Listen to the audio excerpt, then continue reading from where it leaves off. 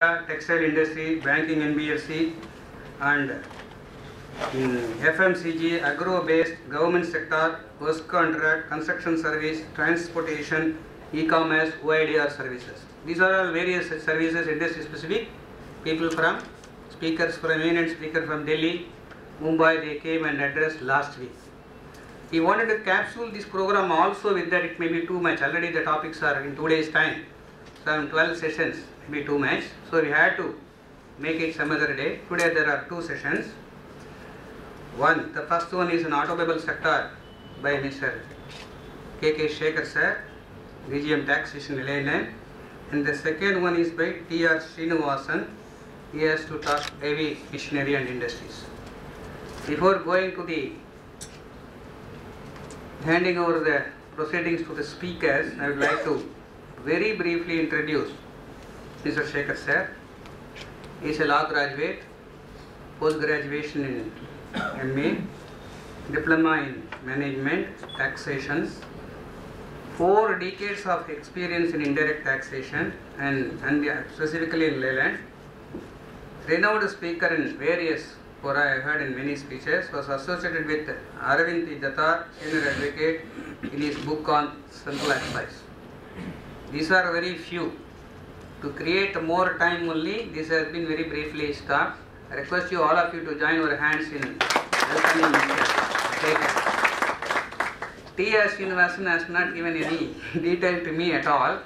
He was from G. SEKAR Associates. He has been a good trainer of students. He has trained CS students, more than 10,000 students in 7-8 years of his association as a trainer with SEKAR. He is on his own now. He is a prolific speaker on GST, at least from GST 1.5 years.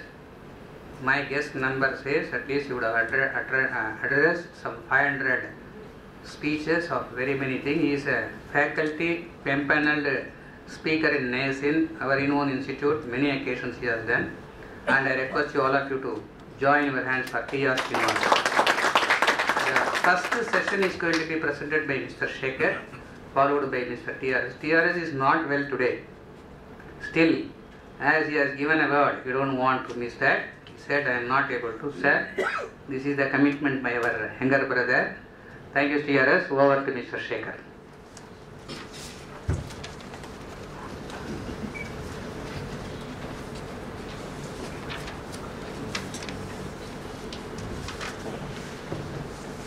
Respected seniors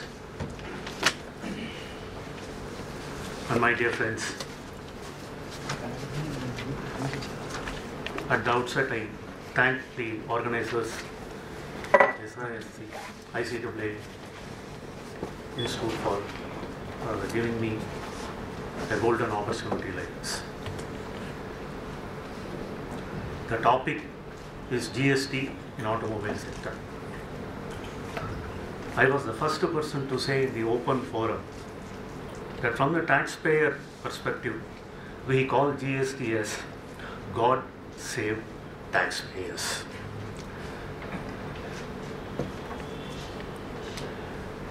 GST nale konjam kuzhappam, we must accept. And I could see CA K.K. SEKAR photo. I am not. I am extremely honored and privileged to be a part of this initiative and also be present in this temple of learning, this hall of learning. I am not a chartered accountant. I always feel inferior when I see chartered accountants and move with them. I am just telling this out of my heart.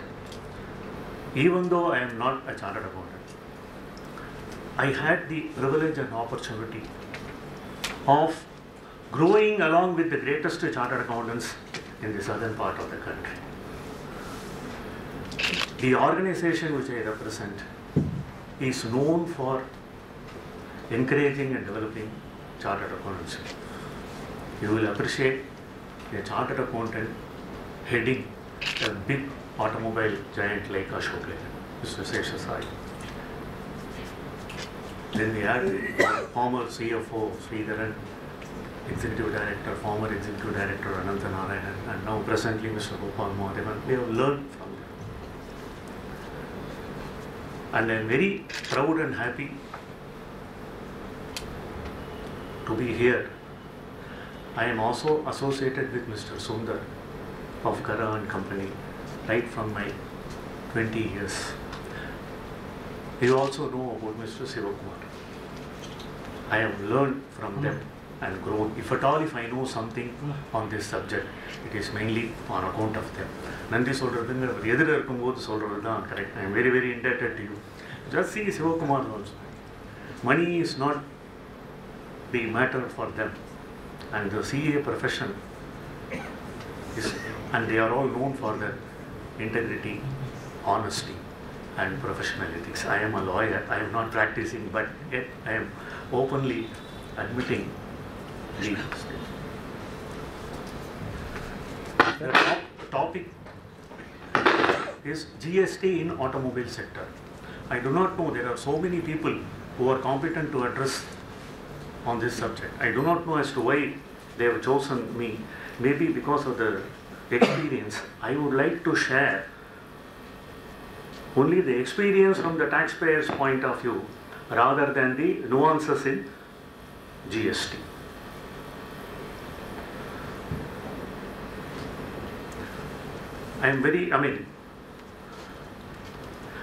It may be a sad note to say that it looks like a recession is coming into the country. For the economic development of any country, particularly India, economy will boom when automobile industry booms, and vice versa for the IT thing. When IT flourishes, automobile will, it slowly started. You just see the November and December sales of automobiles. No money, no liquidity. How GST is going to help? We need to see.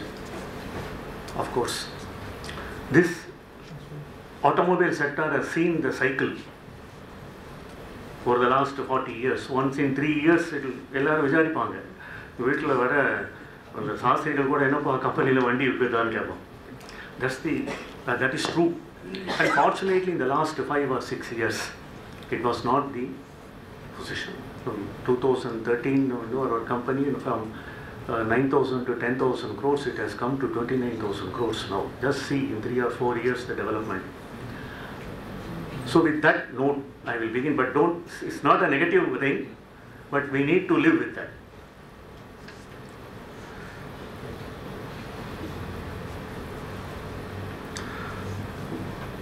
One of the greatest reforms, subsuming number of indirect taxes. I think previous speakers would have addressed about the nuances of GST. What is GST? What is the point of taxation?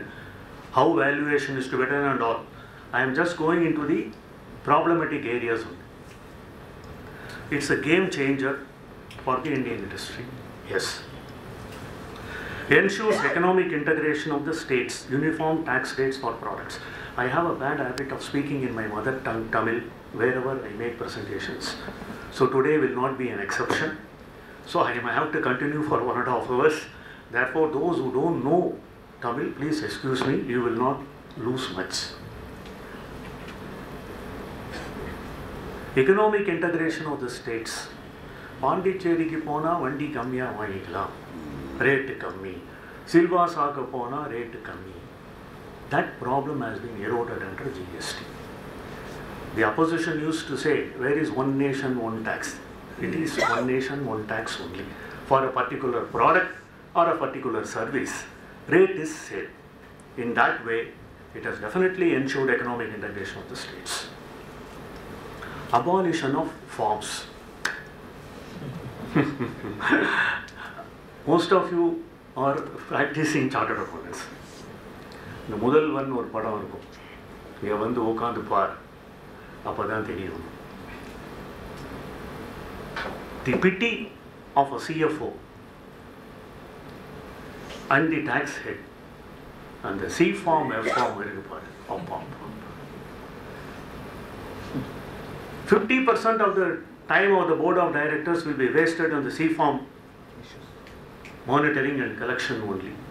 And that happened till 18. No, still C forms are being issued. Tamil Nadu will just find manual C forms. Who has to give a C form? It is the authority who has to give a C form. Why there is a delay? Online, quarterly basis, all fine. But still, forms are pending. What will happen? Forms are not there. As in Tamil Nadu, in 2013, complete 10 years, 11, 12 years assessments were taken and assessments finalized. 2,000 crores is the demand for Ashok Leyland.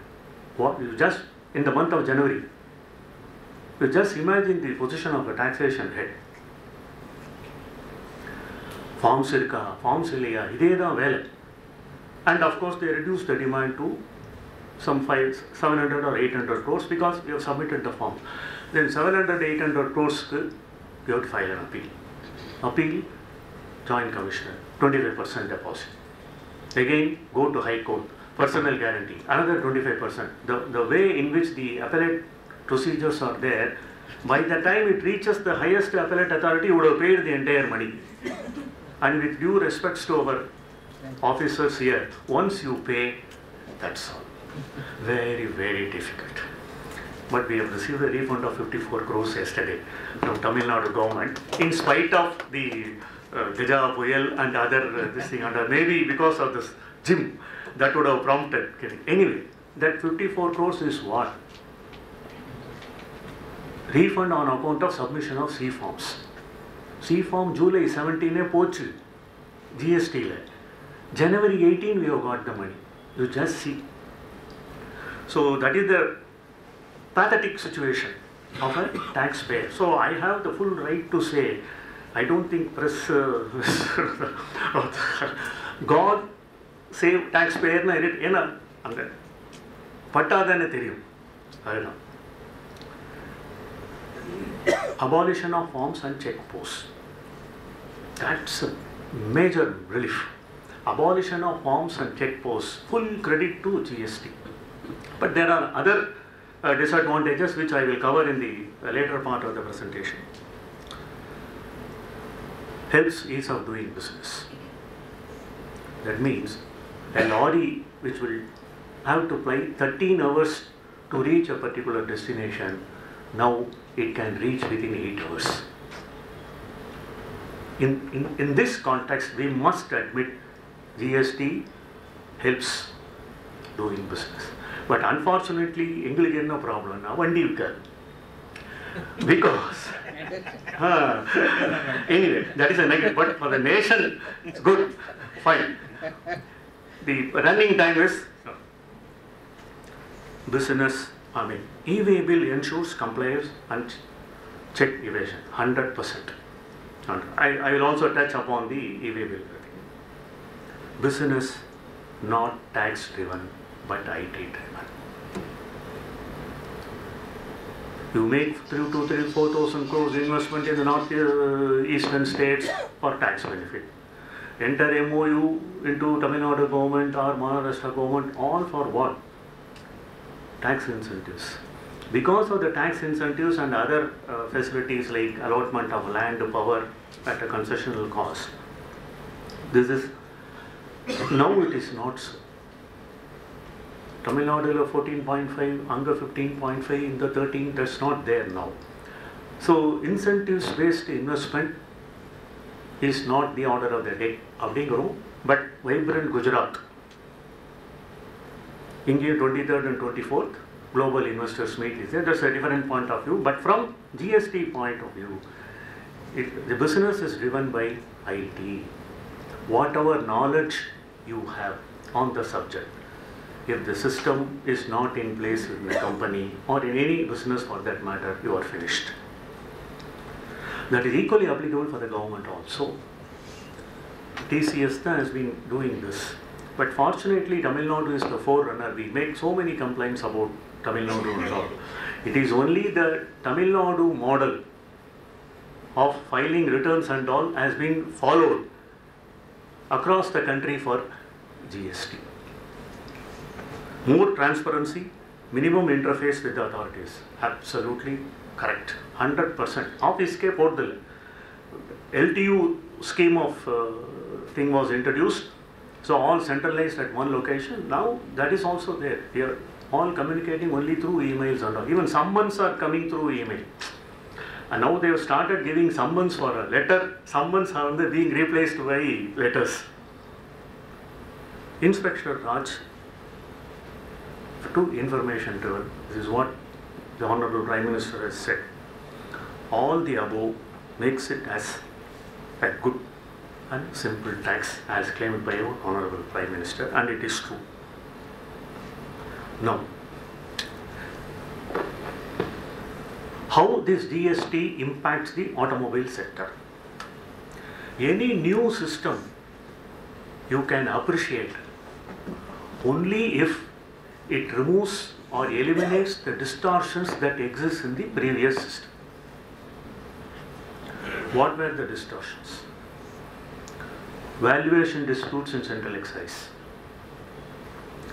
job work issues in valuation. Each one is a Mahabharata and Ramayana. What is the value to be adopted?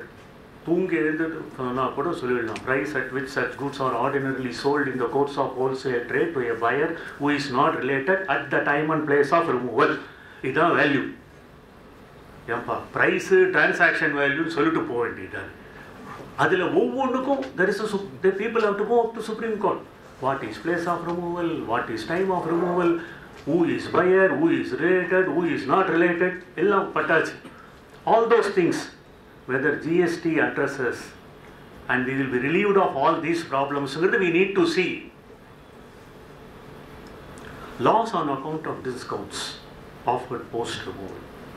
It's factory gate levy. Excise levy was on manufacture.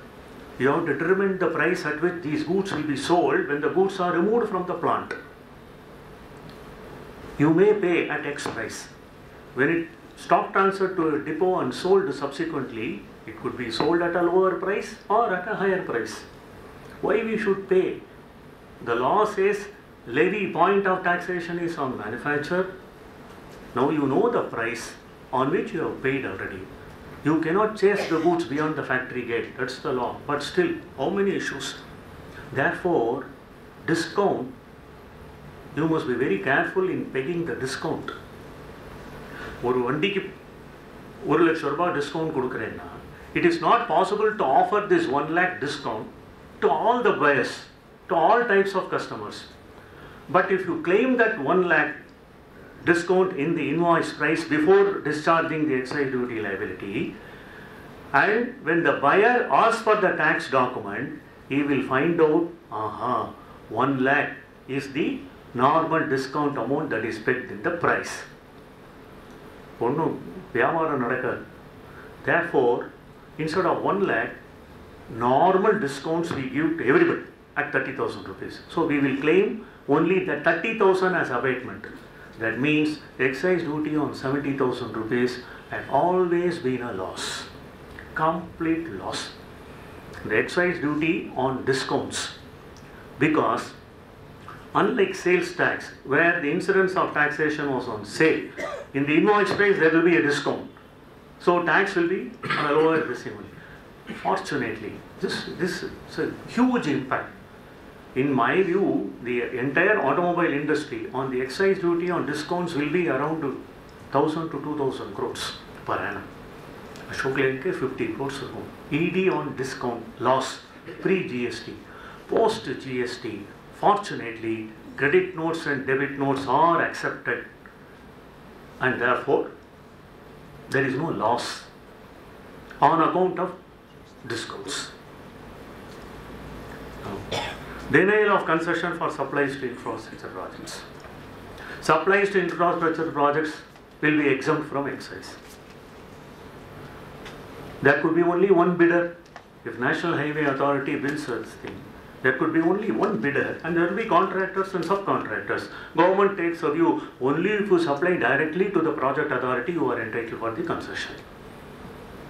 Absurdity. But anyway, it has to go up to Supreme Court and then we won. It is applicable for heavy machinery, this thing also. In Caterpillar case and Ashok Leyland case is known for the supplies to infrastructure. All those things are not there under GST. Conversion of an old product into a new product, whether will it amount to manufacture? Lari padasayithu, bring it, repair and send. Earlier, pre-modbat states, government took a view that it amounted to manufacture, you have to pay excise duty again. And the assessees said, no, the taxpayer's contention was, there is no new product is coming into existence. A lorry remains a lorry, a car remains a car even after repair. Said, okay, the court said, yes, conversion will not amount to manufacture. But now, suddenly, a new rule called Rule 16 was introduced in excise, where you have to bring the vehicle, avoid the credit based on some other document evidencing the tax payment. Then when you go send the vehicle out, what is the value to be paid? Is it the transaction value or the original thing? This was a dispute, now it is again in the Supreme Court. All those things are not there under GST. Yet supply, inward supply, outward supply. The same taxpayer who argued that it did not amount to manufacture, now they say it amounts to manufacture. And the revenue which argued the other way, now it is supporting. This is the thing. When it comes to revenue, Paravayai Kandan, Vimanam Padaitan, Payum Nirgalil Mandir, Padaginai Kandan, Ediruli Ketan, Vanali Padaitan, Yadanai Kandan, Panam Dhanai Padaitan. Money is one of the dangerous inventions of mankind. If it comes to individual, more dangerous. Income tax.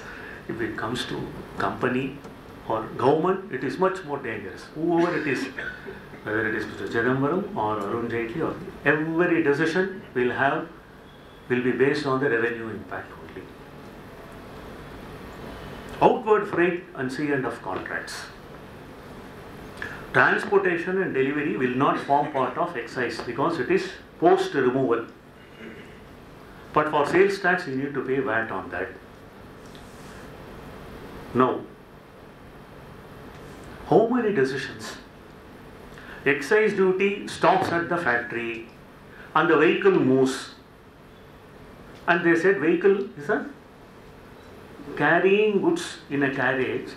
Movement of goods in a carriage is a service, transportation. Even Mr. Chidambaram could not put his down and say all lorry walas pay service tax. The first time in the history of indirect taxation, the levy was put on a reverse charge basis. It is only the consignor or the consignee has to pay the tax, not the person rendering the service. Here a trucker strike and we belong to that elite group. You cannot touch. And the same thing continues under GST also. Reverse charge, only forward, no forward charge. That's the thing. But unfortunately, Engengala reverse charge you must have as a citizen. Lawyers reverse charge. Why not for chartered accountants also? Lari karam okay. Fine. Lawyers could, I think, acceptable. There are people who are very big, I don't want to name. And the flight la erinale 12,50,000 rupees kuduthunno. Inga earing ajjanana kuda avladha. I was just mentioning 10 years back, 12,50,000 or appearance. But 1,25,000 or 2 lakhs kuda varshathukku kadikada lawyers ethaniyo perkanga. That is why that 5 lakhs limit, Honorable former Chief Minister has raised the limit. Insurance Board of Directors. Ivungalukku yes or reverse charge. Can't you not pay? You are part to so many in the associations and all. Why still?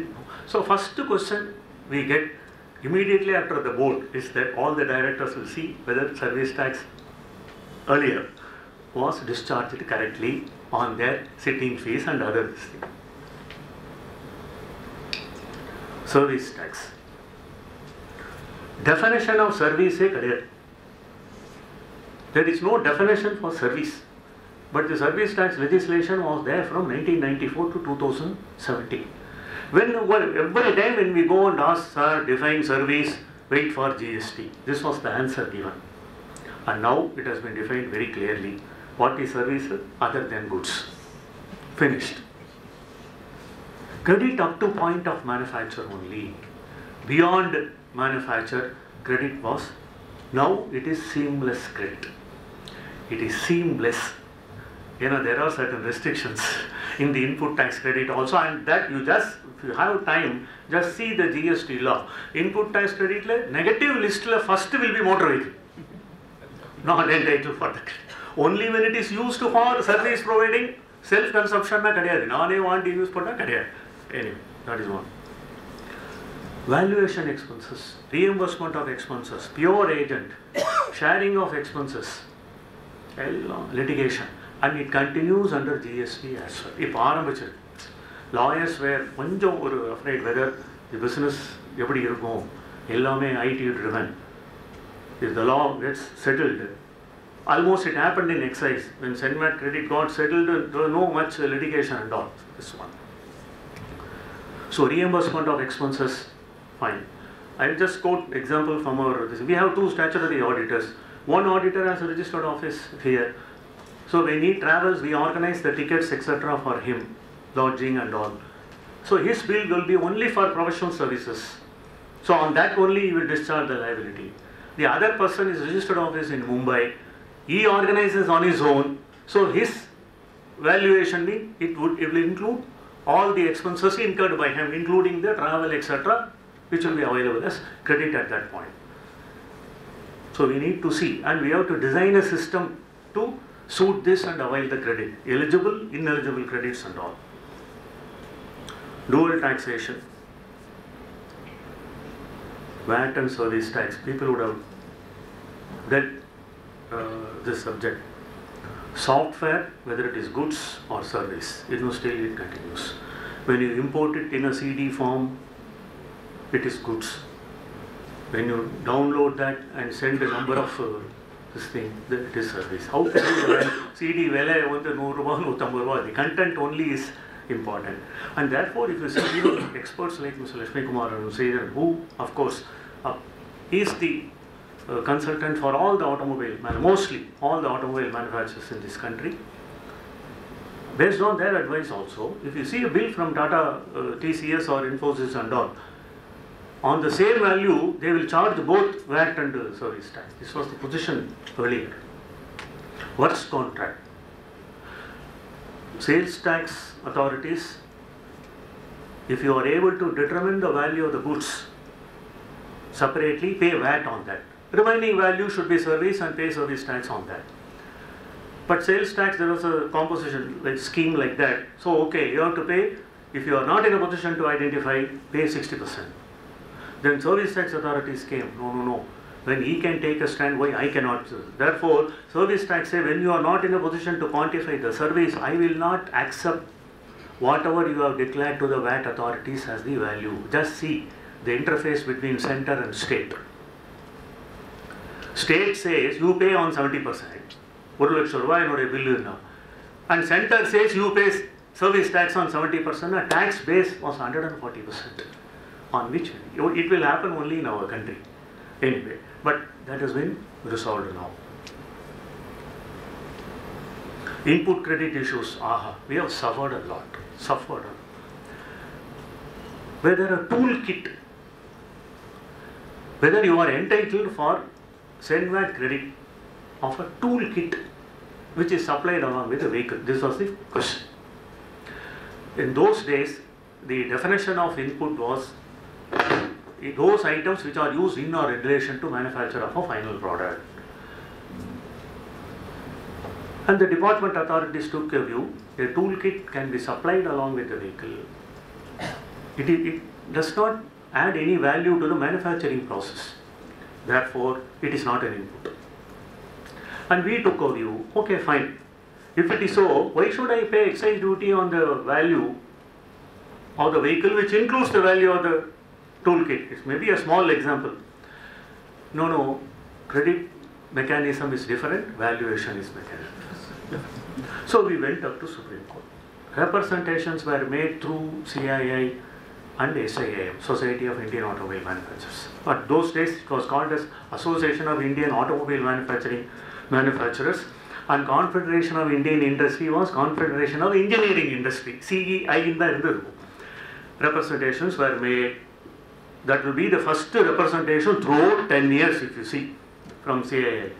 And what happened? It went up to Supreme Court. Tata Motors took the lead or competition. Court said yes, department's argument is correct.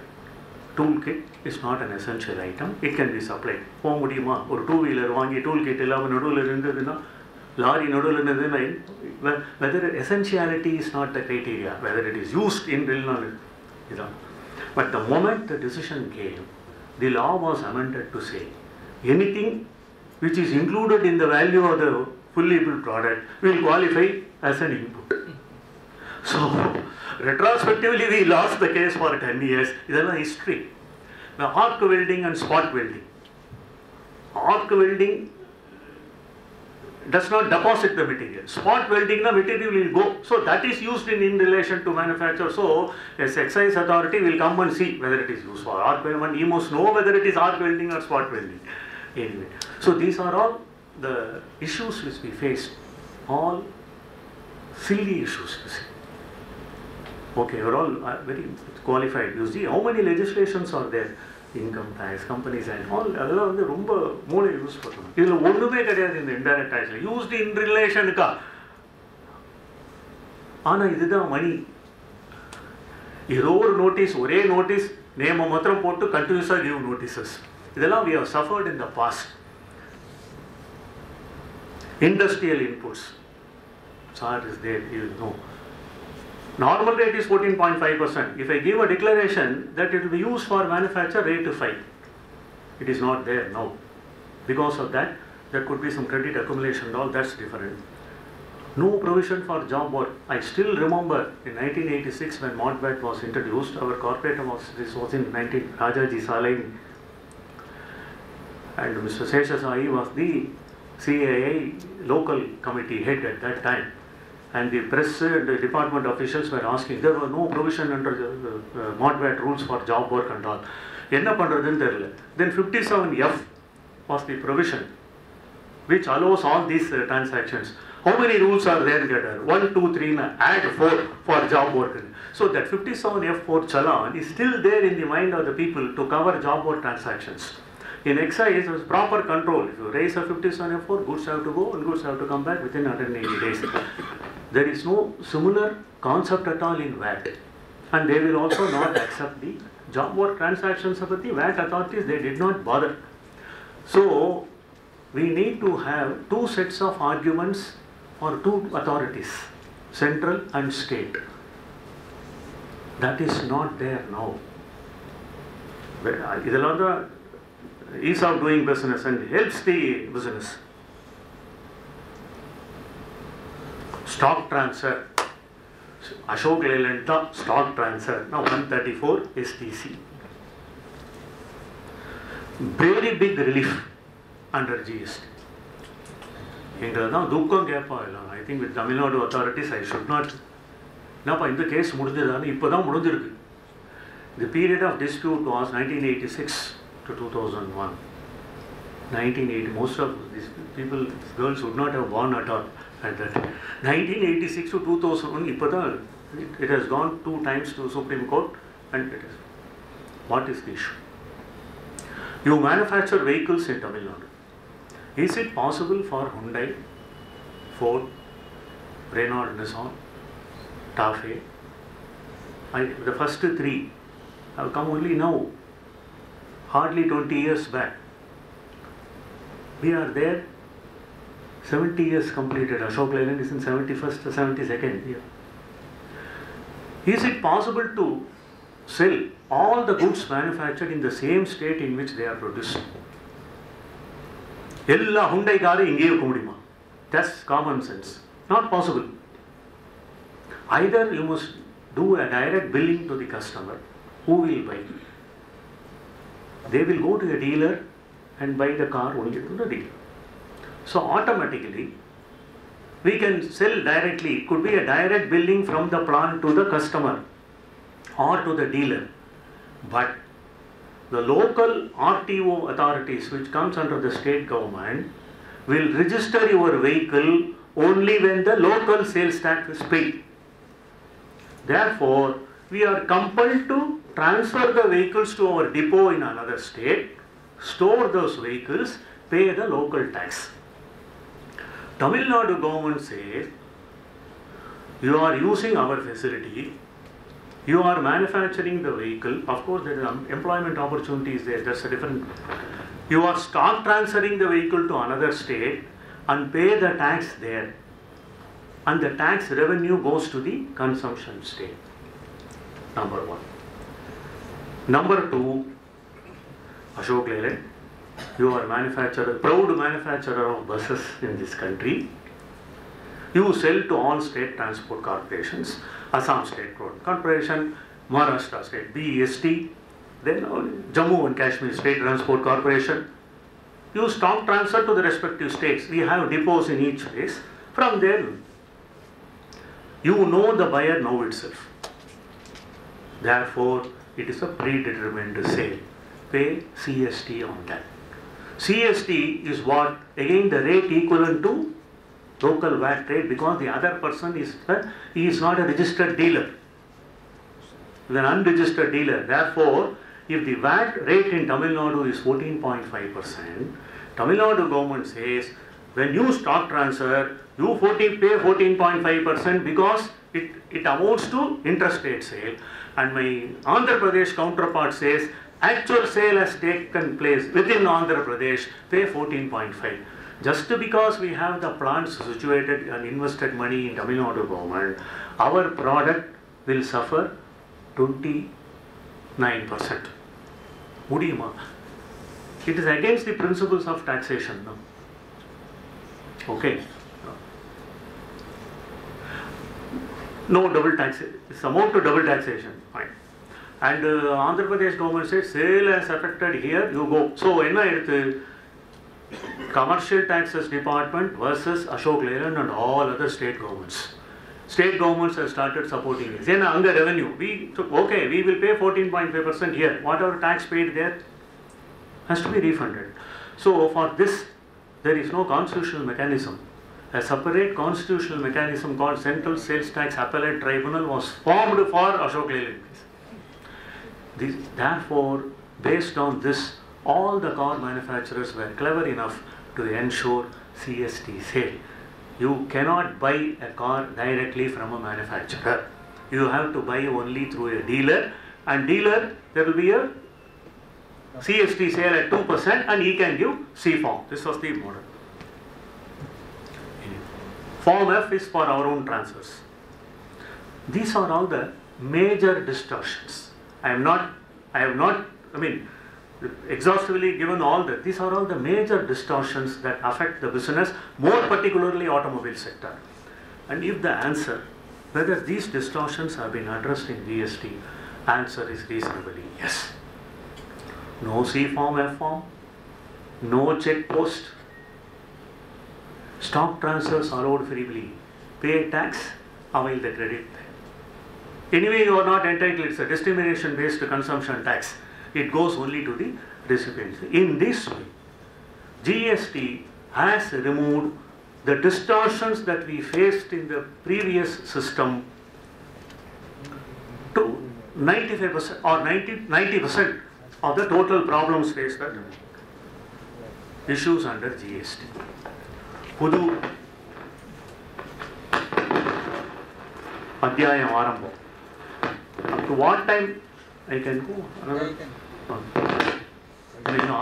GST. Rates. Mersal nu solda kuda. Purinjikave illa yaru. Earlier, there was an excise duty at 12.5%. There was an automobile cess, education cess, CSS. 14.5% VAT. And the 12.5% and education cess is hidden in the cum duty price. அதை எடுத்துட்டு 14.5 plus 12.5 plus education cesses, what is that? 28 only. So GST rates have been aligned with the previous rates for all products, not only automobile sector. It is a false propaganda. எதை கொடுத்தாலும் GST, ஏற்கனவே நீ ஜிஎஸ்டிங்கிறதுல exercise டியூட்டிங்கிறது இருந்திருக்கு. This is what BJP has been, and of course GST is political. And one person was saying, if the present government comes, GST will continue in the same form. If the Congress, the other main opposition comes, we need to see whether rates will be rationalized or all the problems which they pointing out no will be.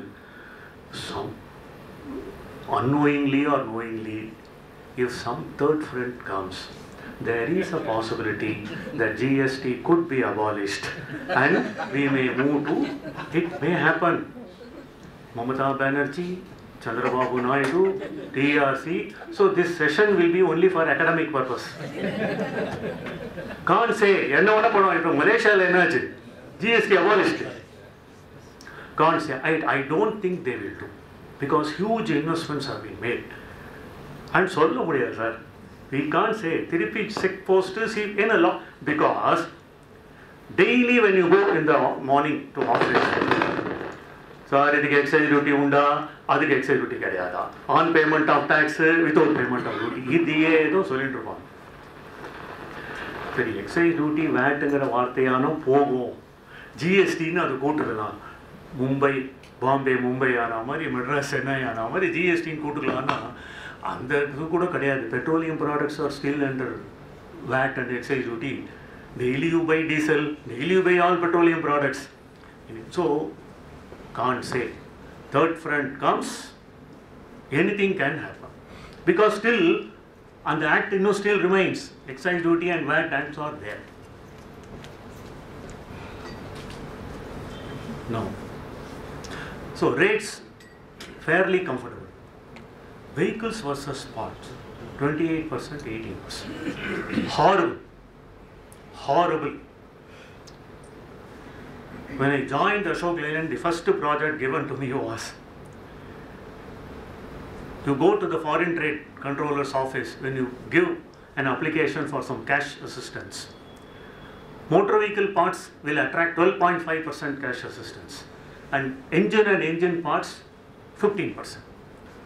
Naturally, the trend will be to classify a motor vehicle part as an engine part. Engine and engine parts are separately covered.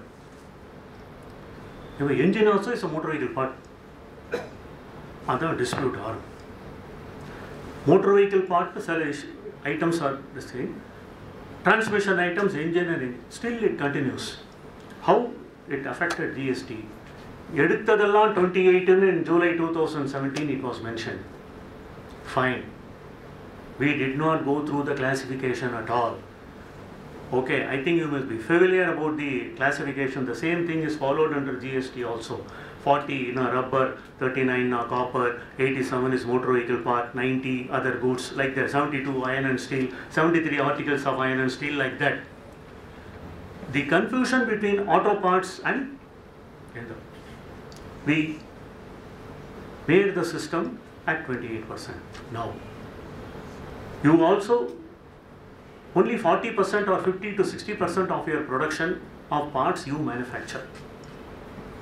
Remaining goods are bought out from other auto component manufacturers only. Okay, I use those goods for my manufacture and I also sell in the replacement market. Vendor 18% போடுறான், நான் 28 போடுறேன். அவன் 28 போடுறான், நான் 18 போடுறேன். எங்க classification? Which is right. Therefore, initially I said, vendor என்ன போடுறானோ அதே நீ போடு. Because for credit eligibility under GST, vendor has to raise an invoice. He must upload that in the portal. It will come as an inward supply for me, HSN, rate of tax, value and GST amount tally ஆகணும். அவன் 18 போட்டு நான் 28 போட்டா mismatch. Our CFO was saying in the vendors meeting, आपकी payment हमारी credit. நீ கட்டலைன்னா போச்சு. And I am coming to the practical things on this. கட்ட மாட்டேங்கிறான் சார், கட்ட மாட்டேங்கிறான் தான் GST. Organized sector, no problem. I just share. So now 18% or 28%. First initially we said. Unfortunately, in every GST council meeting, they will reduce the rates. Earlier, if it was 18%, now it is 28%, fine. Earlier, if you were charging 28%, now 18%, issues will come. Earlier 18%, now you charge 28%. Effective rate is well. From the date of the announcement of the revised rate by GST Council or from the original, at least from the rate point of view, it is prospective. So we need to change. முன்னாடி motor vehicle பார்ட்டுங்கிற இப்போ engine பார்ட்டுங்கிற issues வரும். So we thought that this classification disputes got settled across the country pre-GST. It is now starting. I'll just tell about the tire manufacturers. A real fight இப்போ வரதுக்கு முன்னாடி tire manufacturers ஓட I'll just share. The payment versus he has to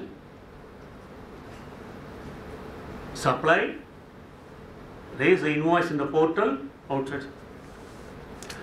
There was a news in the Deccan Herald in Bangalore. There is the managing director of one manufacturer was arrested. Huge powers under GST law. The officers can arrest you, unlike the previous amount involved 15 crores. 15 crores GST, that managing director was arrested for not. And one person sent a WhatsApp message to me. WhatsApp வச்சுக்கல, ஏன்னா இது வந்து எங்கன்னா இதாகிடுவோம். And my finance manager at Hosur, he sent a SMS to me. He also supplies to Ashok Leyland. Then I asked him, okay, today is Saturday, we will review it on Monday. You just tell me as to what would be the scope of supply out of that 15 crores to Ashok. ஞாயிற்றுக்கிழமை சாயந்தரம் message அடிக்கிறாரு, மொத்த சப்ளையும் Ashok land 15 crores. Mr. Sundar also is signing our GST accounts and all. 15 crores. Then I met Mr. Ravichandran, the Chennai South GST Commissionerate here, and I informed him that this is the problem, sir. I want to express our this thing bona fide. We are not totally involved. We have received the materials. We have also paid them. But government is late. And he is a very perfect gentleman. He took me to a hall. He wrote a பயங்கர CPE investigation. One hall. Government setup is like that. So many terminals. He asked me, what is these suppliers mean? With due respect to him, I am just telling. சொல்றதா வேண்டாமான்னு தெரியல. ஏன்னா நாளைக்கு நான் உட்காந்துக்கணும். என்னால் other my counter parts should not be affected. The same thing will go to டாப்பே உண்டை எல்லாம் போகுமே. என்ன பண்ணுறதுன்னு தெரியல. Sir I will get back to you. No you said some Aditya something அப்படின்னாரு. No I will get back to you sir. No you need not go, you just sit அப்படின்னு சொல்லிட்டு டெர்மினல் அப்படியே போட்டால் டக்குன்னு all details. From July 2017 to July 2018 or September 18, he has ceremoniously filed GSTR1. You are all aware as to what it is. Details of outward supplies. GST 3B is the monthly return where you have to avail the credit and pay in July, August 17 மட்டும்தான் GST 3B file பண்ணிரு. That means he has not paid the tax at all. And you have also seen the dailies, 2 or 3 people were arrested for fake invoices, several crores. How government can achieve that 1 lakh plus crores? If tax is paid correctly, government வந்து GST is a jackpot. But it is not so. But இதுக்கோசரம் we cannot brand all. But அதனால அவர் என்ன ஆகி போச்சு, எல்லா vendor லிஸ்ட்டும் வாங்கிட்டாரு கிட்ட. What to do? And without knowing this, that sourcing fellow, sir, we have to give advance to that party. Advance கொடுத்தாதான் we will start production. என்ன பண்ண முடியும், என்னப்பா பணமே கட்டலையா, 15 கோடி அட்வான்ஸ் கொடுக்குறேங்க. அப்புறம் ஏதோ அப்புறம் இங்கேருந்து he spoke to the Bangalore commissioner, ensured that, but with due respect, can I say something outside? It's for your consumption only. And he asked that managing director, என்னப்பா இப்படி 20% கேட்டாங்க sir. I'm sharing this, don't quote me. And he said, I cannot reduce this thing, I prefer to go to jail. But adinala ivan pannadhu right, he should not do that. But they have done to regularize this. You pay, you just tell your financial position, appadi panna mudiyadhu. An honest taxpayer who is paying GST, even though the money is not ready, he should not be penalized. This is the position. You can quote about this anywhere. I told Mr. Ravichandran also, sir, I am quoting this example. என்ன பண்றது? This is the, இது மாதிரி நிறைய இருக்கு. I don't have time, and if you have the inclination, I have the time. ஏன்னா practically before friends you sign, please be careful. Please be, ஏன்னா all system driven, can't say. Interpretational issues. Okay, the major distortions GST has addressed. Thiruppi these sort of issues have started coming. Body building, whether it is goods or service. Previously, the excise law, when you, if a person is to be called as a job worker, he must do only labor. You have to give all materials. Maybe 90% materials you can give, 10% he can add. That will be his contract only, but he will pay on the goods portion. Whether he is a job worker or not, whether he has to pay the excise duty on the body value alone, because there is a transfer of property only on the body mounted on the chassis, because chassis belongs to me. The court has said, as a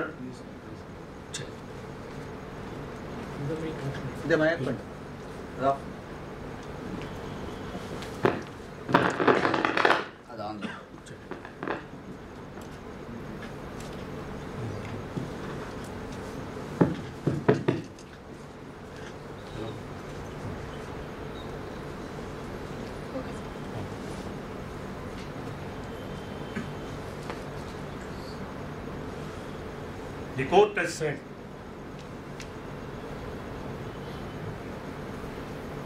bodybuilder is a job worker, because what material you give your chassis. So he is adding some materials, so he is a job worker, and it is enough if he pays only on his scope of supply. GST law defines job work as a service. The activity done by the bodybuilder is goods or service. The court in the previous regime has mentioned or declared that job work or bodybuilding is job work, and GST law says job work is service. But there is again a concept called composite supply and mixed supply. In a bodybuilding activity, which is predominant, goods only, and therefore the OEMs took a view that it is goods and he has to pay only 28%. Bodybuilding lobby is very powerful. Initially, the GST Council issued a clarification holding that bodybuilding is goods because principal supply is material. Subsequently, their muscle power is very interesting. They got a circular stating that bodybuilding is service. And all bodybuilders have started, okay, we will pay only 18%. Fine. We met the secretary there. Tata Motors, Mahindras, Ashoka. In other car manufacturers, they don't have this. All cars are made in-house. And that the Honorable Secretary said, don't come for any clarification. Finance Minister is fed up with too many notifications and clarification. And bodybuilding lobbying is very powerful. It is only service according to. Finished. Right. So it is only 18%. முன்னாடி 28 போட்டவங்கலாம் இப்போ என்ன ஆகும்? இப்போ some people they want to continue to at 28%. So this is a problem. Court can say it is only a circular. The GST Council cannot say through a circular that is bought is service or goods. It is only the GST law which has to be interpreted, maybe subject to litigation. Composite supply, mixed supply. Where there are two combinations, which is predominant, like bodybuilding, is goods. If it is mixed supply, 3 items are there. One item attracting 28%, one 18, 150. Now all the 3 when supplied together will attract 28%. Tire, tube, flap. Okay. Now, even in bodybuilding case, as a finance person, what I must do? Okay. Tomorrow at a later point of time, if the authorities come and slap a notice for 6 years, no. Who has to bear the 10% differential tax? Can it be recovered from the customer? I cannot. Whatever you pay, I am entitled for the credit. You are paying the differential tax 10% when? After 5 years.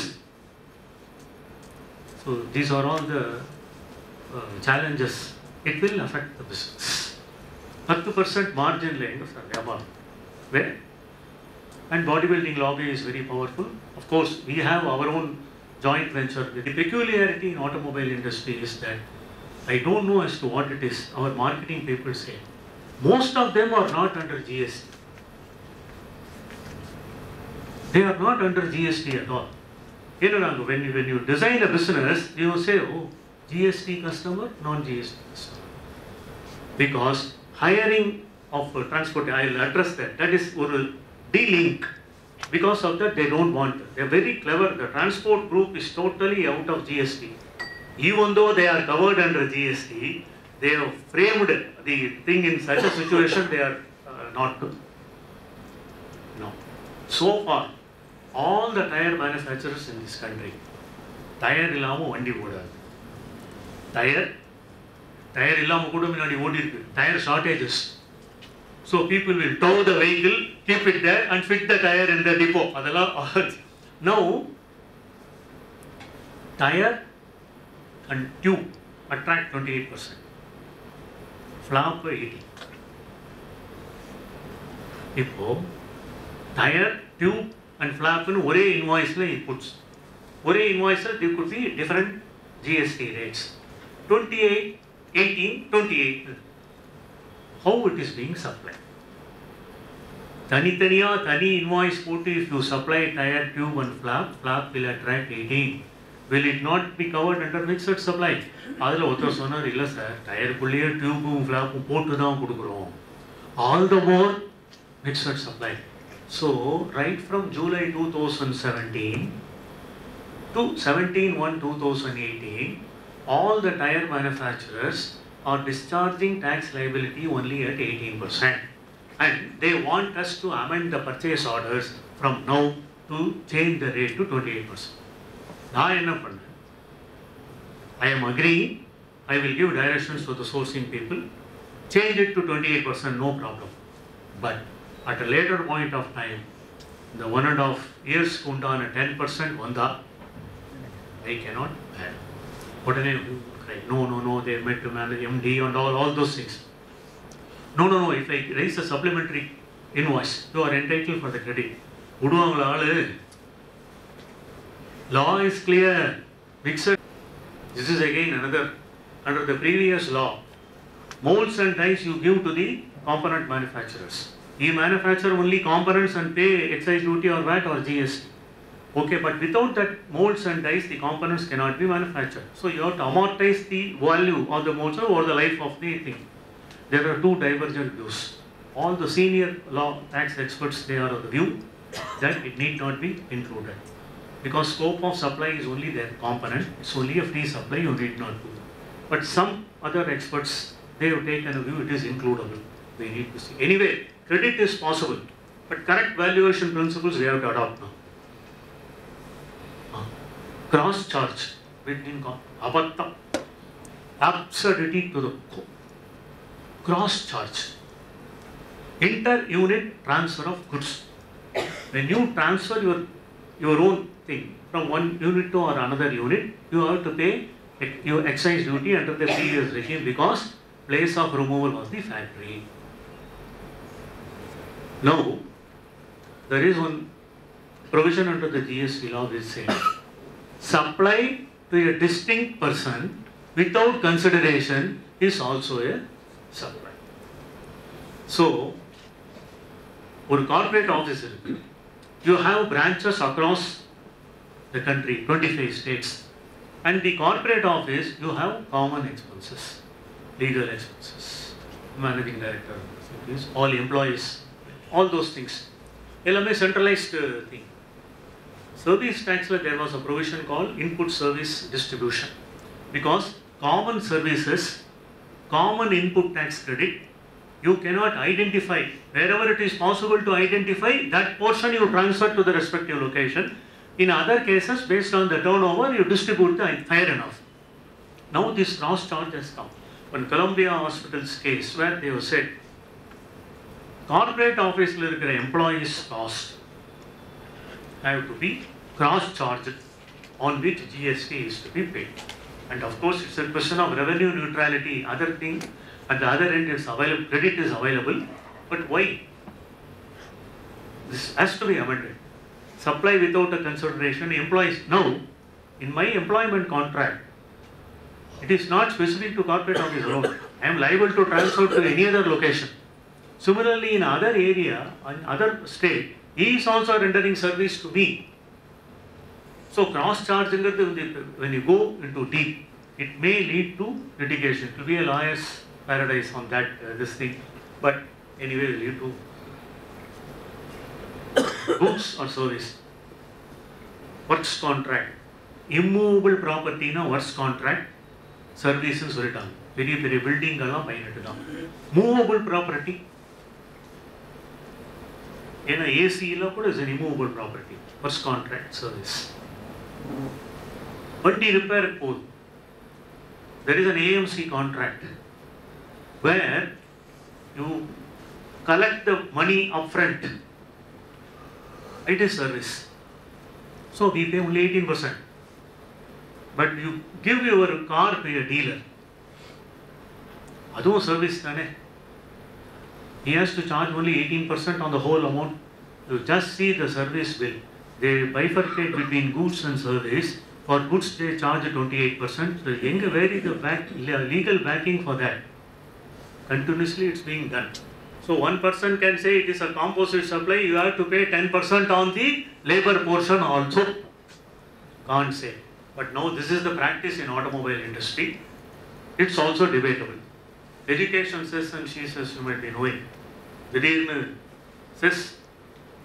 no cess under GST and therefore whatever credit balance lying will go. Somebody has interpreted and used to say that eligible duties and taxes lying in the books of a trader on the day of rollout will be available. And they took a view, service tax is not an eligible duty. Still I cannot find a reason or a valid argument to say or to differentiate between a tax and a duty. Customs duty, service tax, duty na you are duty bound to pay. No, it is on a transaction or goods. Tax includes duty. Fortunately, a clarification is come. Amount blocked in litigation. In C form, there are suddenly pending C forms if there is any. In the transitional provisions, you have to declare and proportionate credit will be blocked. Only the remaining thing will be given as a transitional credit. Okay, the same thing they have never thought of for the central levy. All issues which are under litigation, contingent liability and provision folder, we will have to surrender the credit in this thing. And the revenue secretary was very, no, we cannot remove the circular, you will have to pay. It is still there. Export refunds. IGST is nothing but you pay on the final product, get back from the government. Suddenly they said, those who are availing the EPCG benefit under the foreign trade policy, you will not be entitled for the refunds at all. Accumulate all. Now they have considered that and given the clarification. Transitional credits. There are so many audits and all on the transitional credits. Previous slide, there was this issue with regard to molds and dies.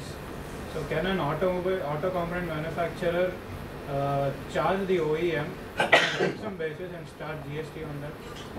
Because on amortization, whether to charge or not, we don't know. But if it is lump sum, then it will not be a free supply. Molds and dies, as a OEM, I give to a component manufacturer. The question is, the molds and dies are owned by the OEM.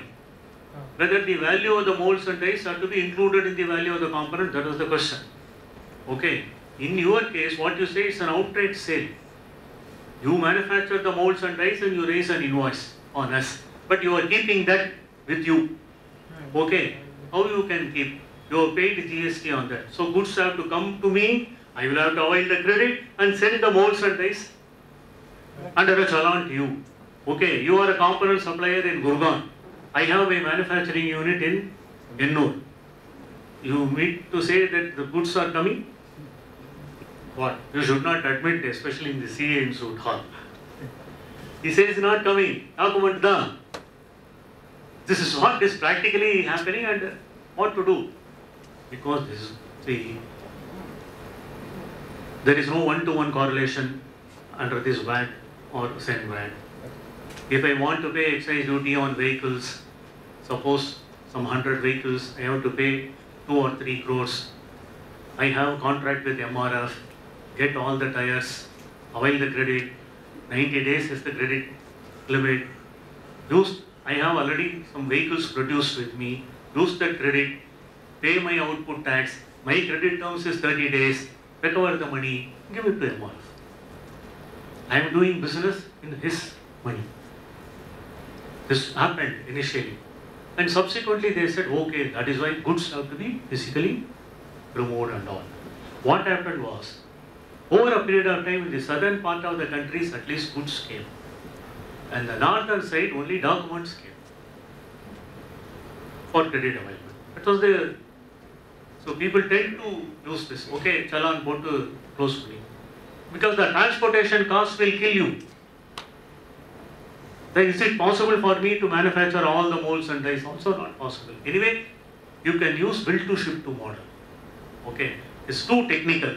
I think the audience are not with me in all this. I could just see, this is too technical. I thought you are all fully well versed with the complete GST nuances. I did not go in, I'm just going to the specifics relevant for automobile. GST and portal issues, refunds duty, inverted duties, it is there.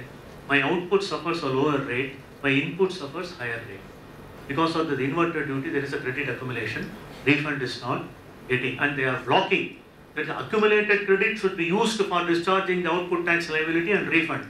But the credit portion, they take only for that month, particular month. What is the credit available? What is the pay? If it is more, they will give. That's not, the system has to be altered. Export refunds, see, under the previous law, export is totally free from taxes. From the manufacturer to the retailer to the merchant exporter and export. Now it is not so. If you have an export contract from Bangladesh or Nepal or from some other country, earlier you are allowed to keep the goods in a particular warehouse at least for 6 months. Within 6 months from the date of clearance, you have to export. Now, since it is state-based, what they say, even though the vehicles are manufactured in Tamil Nadu, since the vehicles are shipped from Mumbai port, you cannot add for revenue recognition only when the bill of lading or the LC comes only, it is recognized as revenue. So when I stock transfer, it is only a stock transfer, it is not a sale. Export invoice happens only in Mumbai. So it is considered as an export from the state of Maharashtra.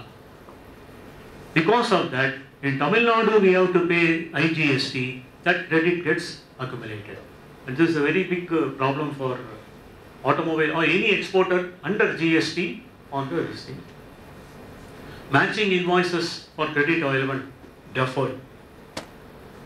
The matching 2A இருக்குல்ல அவ்வளவுதான் ரொம்ப problem. Credit accumulation, area based exemption. Fortunately, government has promised all the MOU and the exemption like Antanagar, Northeast will continue. It is continuing, but they have reduced it to 58%.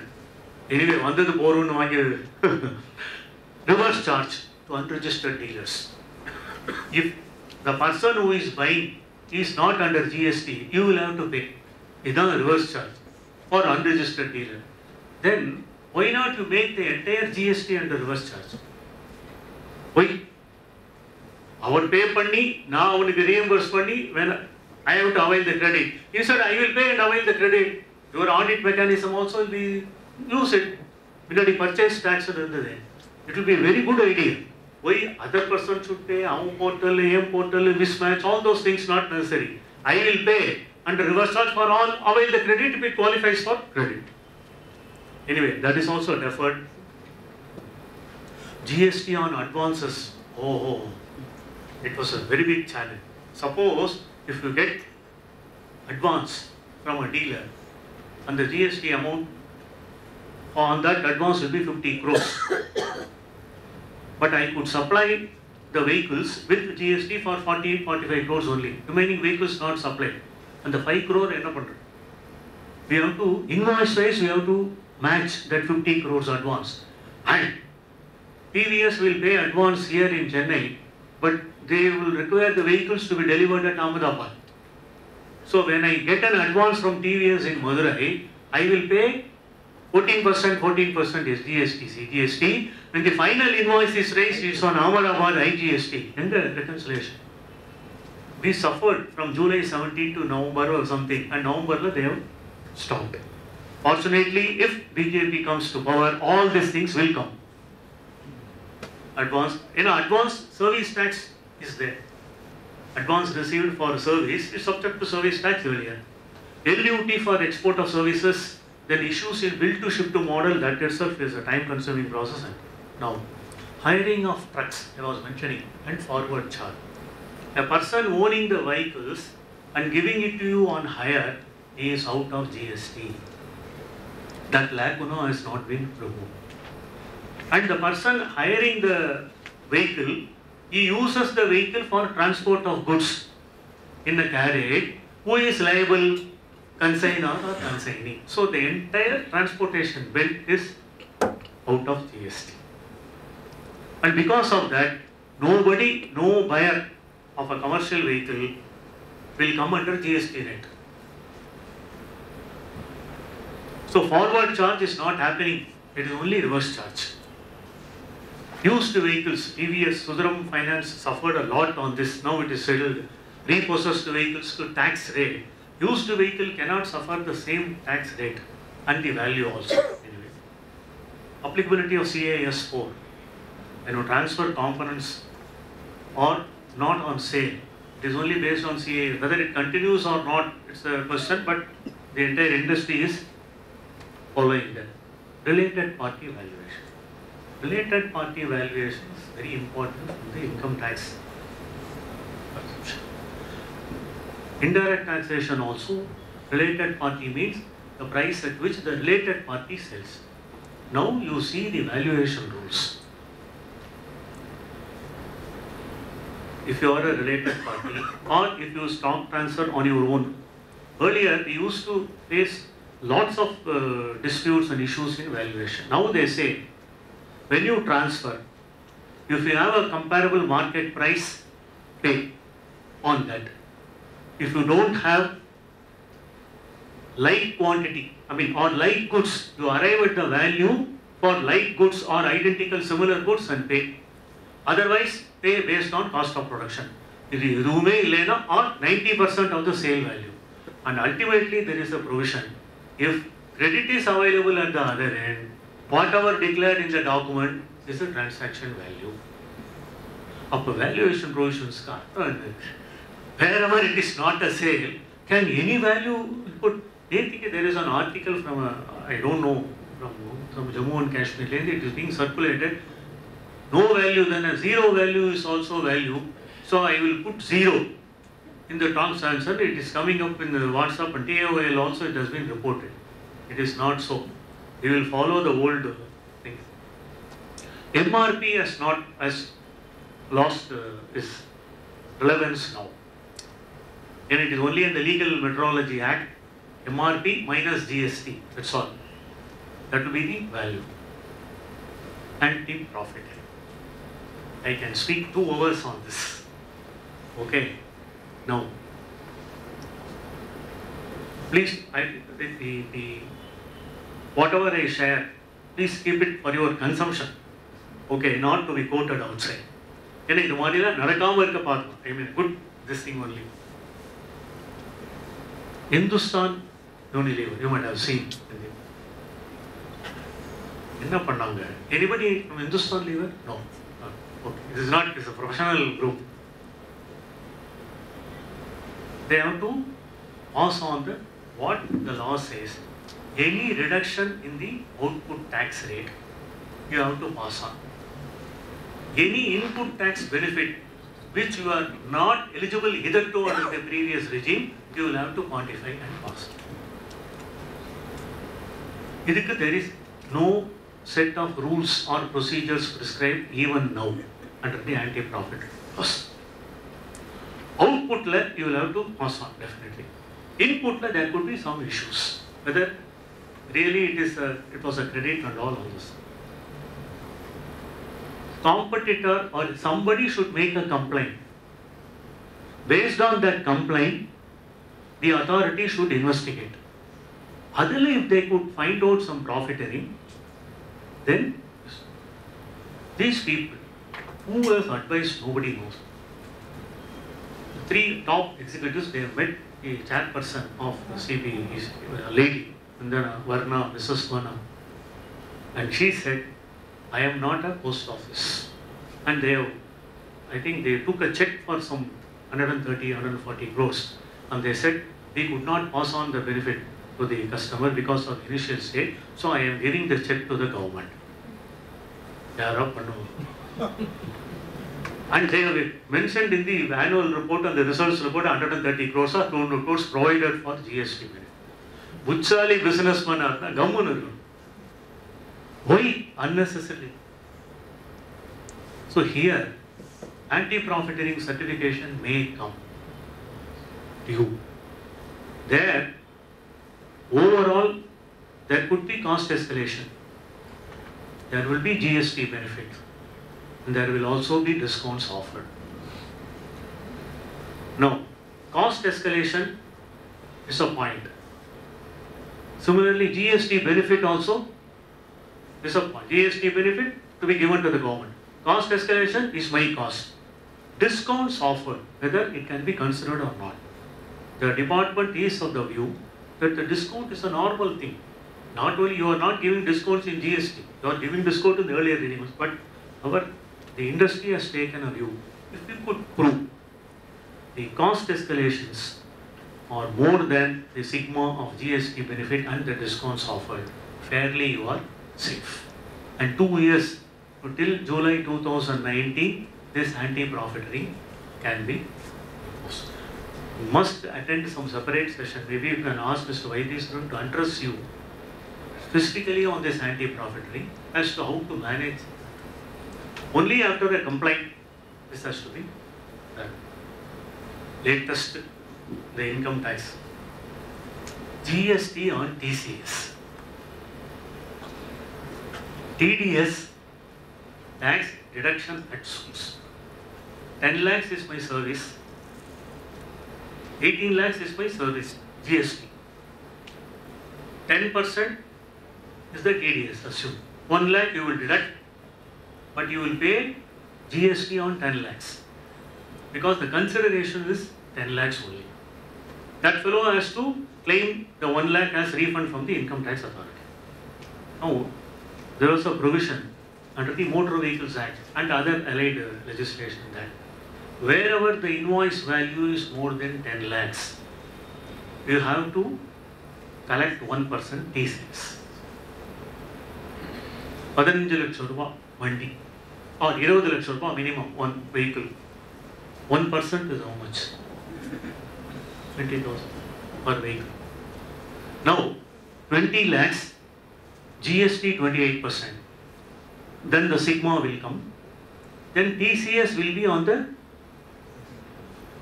base price and GST also. I mean, they have excluded those taxes which are levied under GST. That means CGST, SGST and IGST will be excluded. You will pay 1% on TCS. Suddenly a clarification has come on 1st of January. We could not enjoy our New Year holidays. 31st there was a clarification which said GST is payable on the TCS also. North Blockler, there is a Central Board of Direct Taxes and there is a Central Board of Indirect Taxes and Customs. Why not they discuss this? TCS is nothing but a collection mechanism. It is not a levy. You only have to clarify. We have taken a stand. TCS is I am collecting from my customer and paying to the government. It will not form part of the consideration. GST is on the invoice price, and invoice price no, consideration which I receive, then I have to pay GST. Why I have to pay GST on the TCS? No, still meetings are there. Okay, some dealers they wanted to start. It must reach the. What they say is that insurance has to be passed on to the customer. Enga the customer kudikadu. 10 lakhs rupaiyku mele car vaanginavanga 1% TCS varum. Can Hyundai collect, or the authorized dealers can collect from the customers? There is huge impact now. Huge impact. And they say no, it will not affect much because ella car alla 10 lakham ulla da irukku. Edu irukum Wagoner irukum Alto irukum. அதுக்கு மேலே போச்சுன்னா எல்லாருக்கும் இருக்குது. எங்கள் கேஸில் எல்லாமே 20 லட்சம் மேலே பெரிய வண்டி ஆயிடுச்சு. So this is a very big challenge. So how is this handled, sir, now? How is this handled? It is a concern now. I mean, it leads to circular reference. Correct. We have decided, the entire OEMs, we have decided not to pay, not to collect TCS from the customers. Because we are of the firm view that TCS is only a collection mechanism. It is not a levy or a tax under the Income Tax Act. I am just collecting and depositing it to the government. It is not consideration also. Just like reimbursement of expenses. I am acting as an agent of Income Tax Department, collecting from the customer to, this is the position which you have taken. Imagine, this is only a clarification. Any clarification will have a retrospective effect. From 1st of July 2017, entire 31(3) will be hit. Suppose if government says, no, GST is payable on TCS, you have to move the court. That is the position now. Advance ruling, you should not go at all. Please don't. As a chartered accountant, as a practicing people will come and ask for you to go for advance. Rendu state ஒரே issue மாத்தி advance ruling போடு. And any advance ruling is applicable only for that person, and if at all, if it could be stretched, it is only for those people in that state. That's the problem. Idhula vandu another, when you employ a person who is knowledgeable under GST, avangala da you must put them on the job for this advance ruling. எதையோ போய் ஏதோ சொல்லி advance ruling ஆள் ஒன்றும் புரிஞ்சுக்காம அட்வர்ஸாக கொடுத்தா அந்த ஸ்டேட்டில் பிஸ்னஸ் பண்ணுறவங்களுக்கு தான் it's a very big problem. So don't go for advance ruling. Advance ruling எல்லாமே நெகட்டிவாக போகுது. Whereas anti-profiteering is positive. That's a good sign. Just go through the case laws or this thing available. All anti-profiteering this thing, government or the authorities take a view, yes, they have passed on the benefits. There is no profit. Commissioner Panakatli, 82 crores I have paid this month, I have confirmed this to come. Panakatli, GST, my business is to manufacture and sell. Vandi Vikala. If BEST has bought 500 vehicles last year and this time there is no, Tamil Nadu government should write to Maharashtra government, Vandi Vagan Solu. How? We are here to produce and sell and pay taxes to the government. That's the problem. Dual administration has started. They have been telling that only one single window, either center or state. Both the authorities have been empowered to ask questions. That's the problem. Because for legacy cases, obviously you have to go to the... And I must admit that state government officials are soft than the center. I'm not just saying as... relatively they are soft than the... Because central government officers post GST, they are monitoring only the revenue through portal. Through IT this thing. So no interface and all. It's a problem. So they have adequate time, therefore issues are raised. Time limit for credits up to March 18. Enna sonnaanga? September kulla eduthunom. Vundu raatri pagalama panni 30th September 30th October on oru distributive see. Appuram extended to March. Continuous extension vanda, people become lazy. Nobody is taking GST seriously. Eppadi theriyum with extension varum. One classic example, I also spoke on the annual return on a seminar organized by Madras Chamber. Yettane extension. We thought, no, October, no, you have to do this. Now, June extended. That means only the next government has to take a call whether that should be the annual return or not. Anyway, canteen services, operational lease and financial lease, mostly the previous regime and here the same thing. Operational lease, there will be VAT. Financial lease is the canteen services. Employee welfare expenses, you are not entitled for the credit. Poor employees. So what we have taken, any canteen service, you are not entitled for the credit. But, at very few companies, there is a recovery from all the employees for the subsidies. Therefore, we have taken a stand, since output is also subject to tax, input credit. When the output, you are not recovering anything from the employee, you are not entitled for the input tax credit, whether it is medical insurance, canteen, anything for that. MOUs. Still, Tamil Nadu government has not come out. Yes, sir, I would like to have your views also. Tamil Nadu government has not come out with any scheme as to how the incentives offered under the earlier MOUs will be granted. Whether it will be net or gross. All the automobile manufacturers are here, invested huge amounts. And there is going to be a number of MOUs being signed on 23rd and 24th. We are also a part to that. But how the incentives will be offered, it's not known. But every pricing board, the project evaluation has to happen, no. Interest waiver for payment of 180 days. You send the material, if you have to receive it within 180 days, then interest is. Now, you supply. If you don't receive the payment within 180 days, you are not entitled for the credit. Whether interest will start from the first day. There were some notices, and there were so many announcements in the GST Council. One of that is that this interest will be waived. But I think we need to wait till the budget or the ratification. So the effective date is too many notifications and circulars. Can I go another 10 minutes? Yes, sir. Okay, then close. This is regarding the challenges. Now, e-way bill.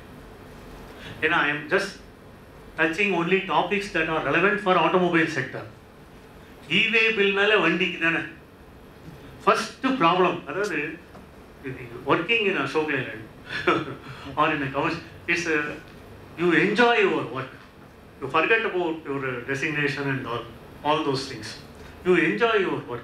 And so long as in the GST returns extension, and people like me, 60 plus, we also get extension. That is the bliss of e-way bill, but anyway. Electronic document, prescribed for movement of goods, generation of e-way bill only through online, applicable for intra and interstate, administration, interna center, intra-state, connectivity, supplier, transport, risk, online, immediate. E-way bill go to supplier, receiver, immediately connected, and we must give compliment to the government system. GST and portal was developed by Infosys. You know the glitches which we faced. Horrible life, July 17 to. Adnalda God save taxpayers. We are here to comply. System is not there.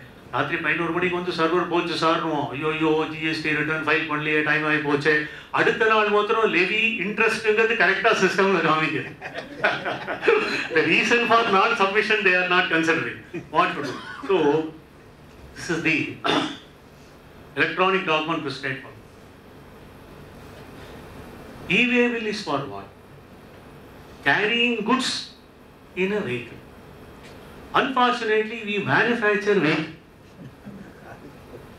எனக்கு e-way bill உண்டா இல்லை. Goods உள்ள எடுத்து போனா இப்போ transport components are goods உண்டான்னு கேட்டா அதுவும் அந்த goods-உடைய விலை 5 லட்சம் ரூபாய் தான் இருக்கும். என்னோட வண்டி விலை அதை எடுத்து வண்டியோட விலை 20 லட்சம் ரூபாய். எதுக்கு e-way bill தேவை? அதான் give a clarification. Yes, e-way bill is possible. Now, my friend will be addressing on the heavy stock transfer. Na vandi pona e-way bill பண்ணனும், tax கட்டணும். லாரி போயிட்டு திருப்பி வருது. தமிழ்நாடுல இருந்து கர்நாடகா போறது, அங்க goods திருப்பி கர்நாடகால இருந்து தமிழ்நாடு வருது. goods-க்கு e-way bill, goods-க்கு GST. வண்டி இங்கே அங்க போயிட்டு வருது இல்ல. Supply with or without transfer அதெல்லாம் ஒரு person has said no அந்த வண்டிக்கும் GST கட்டணும் போச்சானே. என்ன வண்டி when it is sold there is already GST. போயிட்டு வந்தா then there is a separate notification which exempts vehicles. Similarly for the machinery also. If L&T use a machinery for construction, Pune there will be a project and the same machinery will be shifted to another state for the another project. உடனே அங்கேருந்து ஒரு state to another state, interstate movement, e-way bill போடு GST. So அப்படின்னு பார்த்தா and I raised one point. Laptop எடுத்துன்னு போறீங்க. எத்தனை பேர் போயிட்டு வராங்க GST ட்ரைனிங்கே they go from Tamil Nadu to Karnataka. Laptop எடுத்துன்னு போறோம், மொபைல் எடுத்துன்னு போறோம், அது கூட தான் interstate movement of goods and services. எப்படி? So there should be meaning.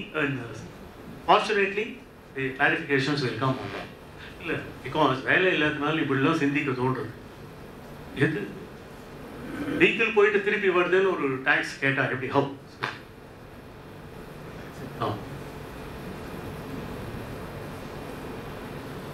I think this is the procedure. One invoice, one way. I'll just skip all this. Okay. Inspection only at one place. These are all the problems which we face now. Transport, all specifics. Okay. Now, check post gone. Whether e-way bill is replacing check post. That's the issue.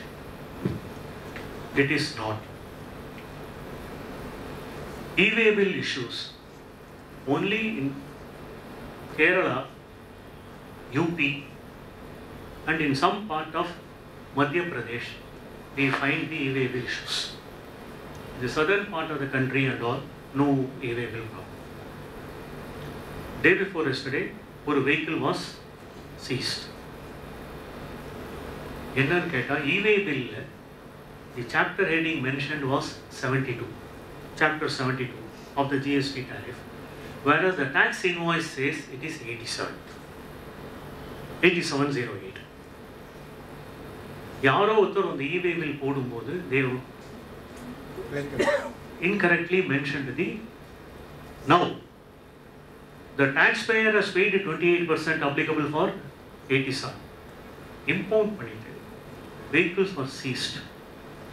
Pay the tax and equivalent amount penalty. Notice vehicle blocked. என்ன பண்ற? ஏன்பா tax எதுக்கு கொடுக்கணும்? அந்த கட்டிட்டேனே ஏற்கனவே. Penalty you impose because I have not mentioned the chapter heading correctly. Then I sent a mail. Ask that person who just got our vehicle know which is the correct classification. Apra we will take a call. If you say, if you go by the classification mentioned in the e-way bill, I have to pay only 18%. I have paid 28. So on the 10% interest penalty I will put on it. ஒன்றும் பண்ண முடியல. Full tax payment and இன்ட்ரெஸ்ட்டுக்கு பணம் கட்டின விட்டு தான் appeal போயிருக்கோங்க. Therefore, check post continues. But it's not fraud or a misrepresentation.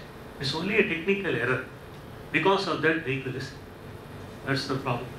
இதில் எப்படி app, mobile, drivers are well, Ola, even lorry driver also fine. I will just share one small incident that has happened and close this e-way bill. Then come to your important GSTR 99C. Goods were imported in Chennai Customs under the EPCG scheme around 5.5 crores. I have to commence commercial production in Pantanagar in Uttarakhand. Vehicle has to move. The lorry driver, it has reached Uttar Pradesh border. There, when you enter Uttar Pradesh, then you have to take a road permit. And that permit is valid for 72 hours. And you have to cross the Uttar Pradesh border within 72 hours. Fortunately, on the driver native place is just 20 kilometers from that UP border. So he went to his house. 72 மணி நேரம் ஆயிடுச்சு. Vehicle import. 5 crores worth of capital goods. Immediately I have to put the machine into use for commercial production. Because at that time initially the plant was, I was there in Pantanagar for ensuring that the commercial production start. The first get pass has to be listened. Our CFO is sitting here. I am reporting to him. Sourcing people, project planning people, no, vehicle is impounded. Now what for? It is a mistake of whom? The lorry driver. So commercial policy, debit the transport contractor. And the jurisdictional authority is in UP, tribunal is in Agra, commissioner is in Meerut. எங்கே போய் வந்து நான் வண்டியை எடுத்து குட்ஸை கொண்டு வச்சுட்டு free movement of goods and சர்வீசஸ்ன்னு சொல்லிட்டு what to do and then okay pay all those things. இன்னொரு still the case is being under the Agra tribunal. போயிட்டு they have done all the commissioning of the commercials. Transport contract only has to be debited because it is his mistake. I am just telling you this is an incident that has happened prior to e-way bill. The policy is to debit the transport contractor first.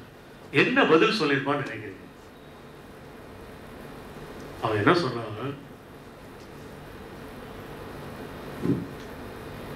அந்த ஆளு 8 லட்சம் ரூபாய் கொடு UP commercial taxes R அந்த வண்டியை விட்டுரு இதான் or pay the tax file and appeal. எப்படி பண்ண முடியும்? either you have to pay the transport contractor, you handle it. Is my contract is to safe delivery of the அதுவும் முடியாது. சரி நாங்களே வேறு ஏதோ பண்ணிட்டு பட் அதில் சொன்ன பதில் தான் ரொம்ப பெஸ்ட்டு. 8 லட்சம் ரூபாய் கேட்குறாரு, அது எங்கிட்ட நீ டெபிட் பண்ணேன்னா இந்த 5 கோடி ரூபாய் மெட்டீரியலை நான் எடுத்துன்னு வந்ததே உங்கள்கிட்டே வாங்கின லாரி தான். நான் 10 வருஷத்துக்கு முன்னாடி வாங்கின லாரி அந்த லாரியே 8 லட்சம் ஆகாது, லாரியே எடுத்துக்கோங்க. CFO, CEO, correct point. Why I should bear this 8 lakhs now? A vehicle has lost its life. அந்த அளவுக்கு ஓட்டிட்டேன். Same thing. From Pantanagar, all vehicles have to come to this place, southern part of the country. It will cross UP border. இந்த மாதிரி until ஒரு வண்டி கூட the lorry driver is not complained, several notices have come for the past period. Same thing will be repeated under e-way bill also if implemented properly and correctly, and it will be because e-way bill scheme or system has been developed by government. And the SS, NIIC only have developed this. Pakka working. GST la ivlo glitches irukku. How many materials move across the country? They have not got any complaint about e-way bill. Wonder where the route? I'm just telling only few examples. So e-way bill system is, but definitely it will check evasion. Ana one next. You are paying e-way bill. What are the only when I raise an e-way bill, it should reach it on the distance within 10 kilometers, 20 kilometers and all. So e-way bill pour down you some free movement of goods and services happened, and with authorities also know, but knowingly they have. Now I am coming, this is very important, just I will spend 5 minutes on the 9C. Not new. This form WW was there earlier, to be filed once in a year. It is not as simple as you. Consolidation of information, technical glitches, 300 plus notification, transitions, all these things, okay. For these people, they are privileged categories, is not there. Now, part 1, no problem, auto-populated. Part 2 is a challenge. Outward supplies also GSTR1 whoosh. Amendment to GSTR1 and input credit availed during April 17, that is also reporting manageable. Inward supplies, absence of GSTR2 is critical. In a government is going to come with GSTR2, 2A, 2 then a vendor receipts. No portal is not ready, but you are required to certify, and in the certification matram true and correct. This is not true and fair. Just see. CA is not ease of doing business because of this, but it is mandatory. These are all the additional information. We have some problems in this. HS and summary. Now they have addressed principal materials which account for 10% only. The same thing has been brought now. Late fees, segregation. These are all the problem. GSTR 9C to be audited by a chartered accountant or a cost accountant can be statutory auditors also. Better not to engage your statutory auditor for this GSTR 9. That's my. The other person, if he certifies, it's better always. 2 people. Compliance cost is also. We have to register in all the 28 states and comply. That's so. 28 states you have to certify. If a person has a business in 28 states or 26 states, in all the 26 states, the CA certificate annual return has to be.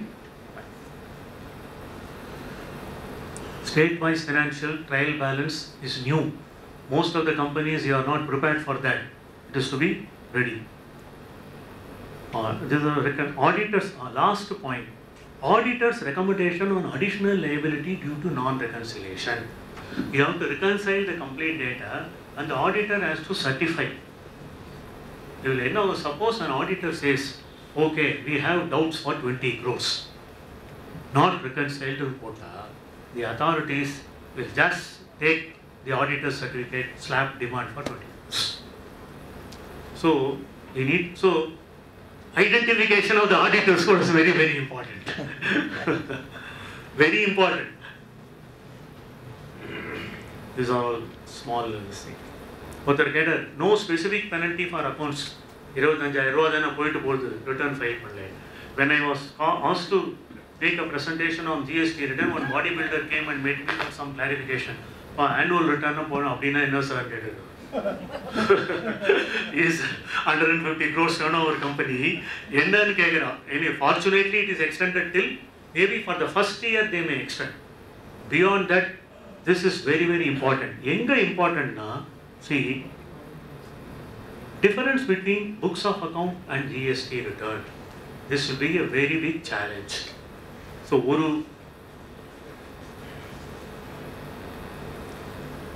this is not, it's only illustrated. GST return will show a sigma 15,000 crores as a turnover. Okay, but if you see the annual report, it will be 19,000 crores. For example, 4,000 கோடி என்ன ஆச்சுன்னு கேட்போம். இருக்கலாம். There are so many elements which are not subject to GST that may be reflected as income. So this is a very crucial point for chartered accountants and auditors under GST. Somebody has designed this GST or return beautiful. Nobody can escape. And it is only through this GSTR 9 and 9C your income tax returns will also be linked. And it will happen whether here or not. You just see, when the law evolves, the GST return will be the basis for all tax complaints. What the turnover, the auditor has to comment. And the auditor, of course, is supreme. I just recall today, for previous auditor M.S. Krishnaswamy and Rajan, there was a dispute on Modvat Labs. It was a retrospective thing. He met Mr. C. Rajan, senior advocate, and said, okay, legal point, whether it is retrospective or prospective, that you decide. What I have to disclose, I am the judge for the annual report. I will decide. That is correct. When he is confident that, okay, it is recoverable or not, he has the right to say. So, valuation of inventory, revenue recognition, supplies without consideration, financial credit notes, purchase returns, financial lease, capital goods depreciation not claimed, foreign exchange differences, government grants, related party transactions. These elements will show the difference between the turnover disclosed in the GST return and the turnover reflected in the annual report. So that has to be, remember, it's a very difficult task. Adil and the 4,000 crores, maybe some 500,000 crores may be subject to GST. Can't say. Rendume ore building na go. GST commissionerate is that side, income taxes here. This will be the basis. So audit times ahead. More than the legal issues, uploading, downloading, reconciliation and audit. This will be the four main important thing under GST. And business people have been this thing with the consultants. But there are, see, post GST, all depots were closed. All manufacturers have resorted to direct billing. Update depot, warehouses, update jobs gone. Even now you see any government which will do like this, 15% overloading is allowed on the vehicles. Safety regulations, since they are not able to reduce the diesel price, overloaded. Anyway, it's a political thing. So this extension was welcome. So let us reconcile and get ready. Now, these are all the glitches in the government system. How did the government respond to the industry in GST? 100% full credit to them, either center or state. Whatever representations which we gave, they addressed, and to the extent possible, they gave the relief. 100%. Proactive measures, support to small business, timely redressal grievances, clarification through. But Twitter says this has no legal backing. That is different, but at least we can say, okay, based on this I proceeded. GST. It confirms reflection of cooperative federalism. 100%. Progress in economic integration of the states. Inflation definitely under control under GST. So macro objectives have been achieved. Only thing is on the implementation part, government has failed, that we must admit, and that suited us. Initially we were very afraid. Oh, Pandalena edo aidumo. The way in which extensions were given and the rules were relaxed, okay, fine. Now what we want from the automobile industry, bring the petroleum products under GST, Varuma, Perila. Further rationalization of rates. It may happen. They said by January 32nd council meeting it will happen, but I don't know as to what would. There is a news that the finance minister has gone to US for some treatment and all, whether he will be here on the 1st of February for budget and all. Anyway, ella adu oru periya problem aayi pochu. Ravi Shankar Prasad admitted, Amit Shah swine flu, Modi othar da strong irukku. Arun Jaitley eppadi how anyway, there is a clarification. 23rd and 24th we have a meeting with the secretary for this TCS. Back-end matching of invoice, this is what industry wants. You don't disturb the vendor and the business taxpayer. You do the credits back-end, and then if there is any discrepancy, timely refunds should also be there. Now, government claims that it is good and simple tax. The Honorable Prime Minister even on the June 30th night said it is a good and simple tax. Principal opposition Rahul Gandhi says as a Gabbar Singh tax. We need to see whether he is going to reduce the rate and rationalize it to 16% or 18%. Poor KK SEKAR of industry Ashok Leyland says, God save taxpayers. But ultimately government and industry to grow strong together. That is the objective, and hope we will do that. And if it is done, this is version 1. 2.0 will be GST to be a good and sensible tax. This is the wish from the automobile sector. So I sincerely thank the organizers for giving me this golden opportunity, and each one of you for having decided to spend your time on a holiday. It's a continuous holiday. I am very, very grateful to all of you for the patient hearing. Thanks for the opportunity. Sir, it is not the quantity of persons. Please sit down here. Please sit down. It is not the quantity of persons here. It is the quality of persons who are very committed. Yes or no? Yes. Yes. Thank you very much, sir. You have not just shared the industry perspective. You shared passionately your experience with respect to each of the line item. Not a single line is omitted or missed. Though little time has been taken, it's an investment of time by one and all. Agreed or not? Yes. Time for our next speaker, T.R. SRINIVASAN, is very limited. Is not also well. He also requested I touch upon some of the aspects. Over to T.R.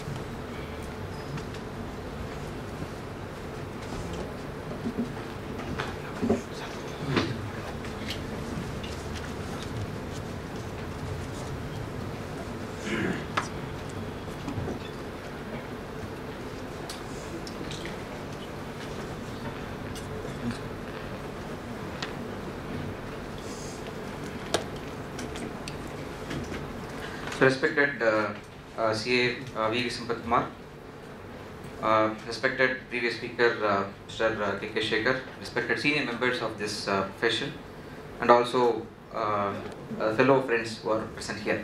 Okay, so very warm good evening. So almost we're at 7:45.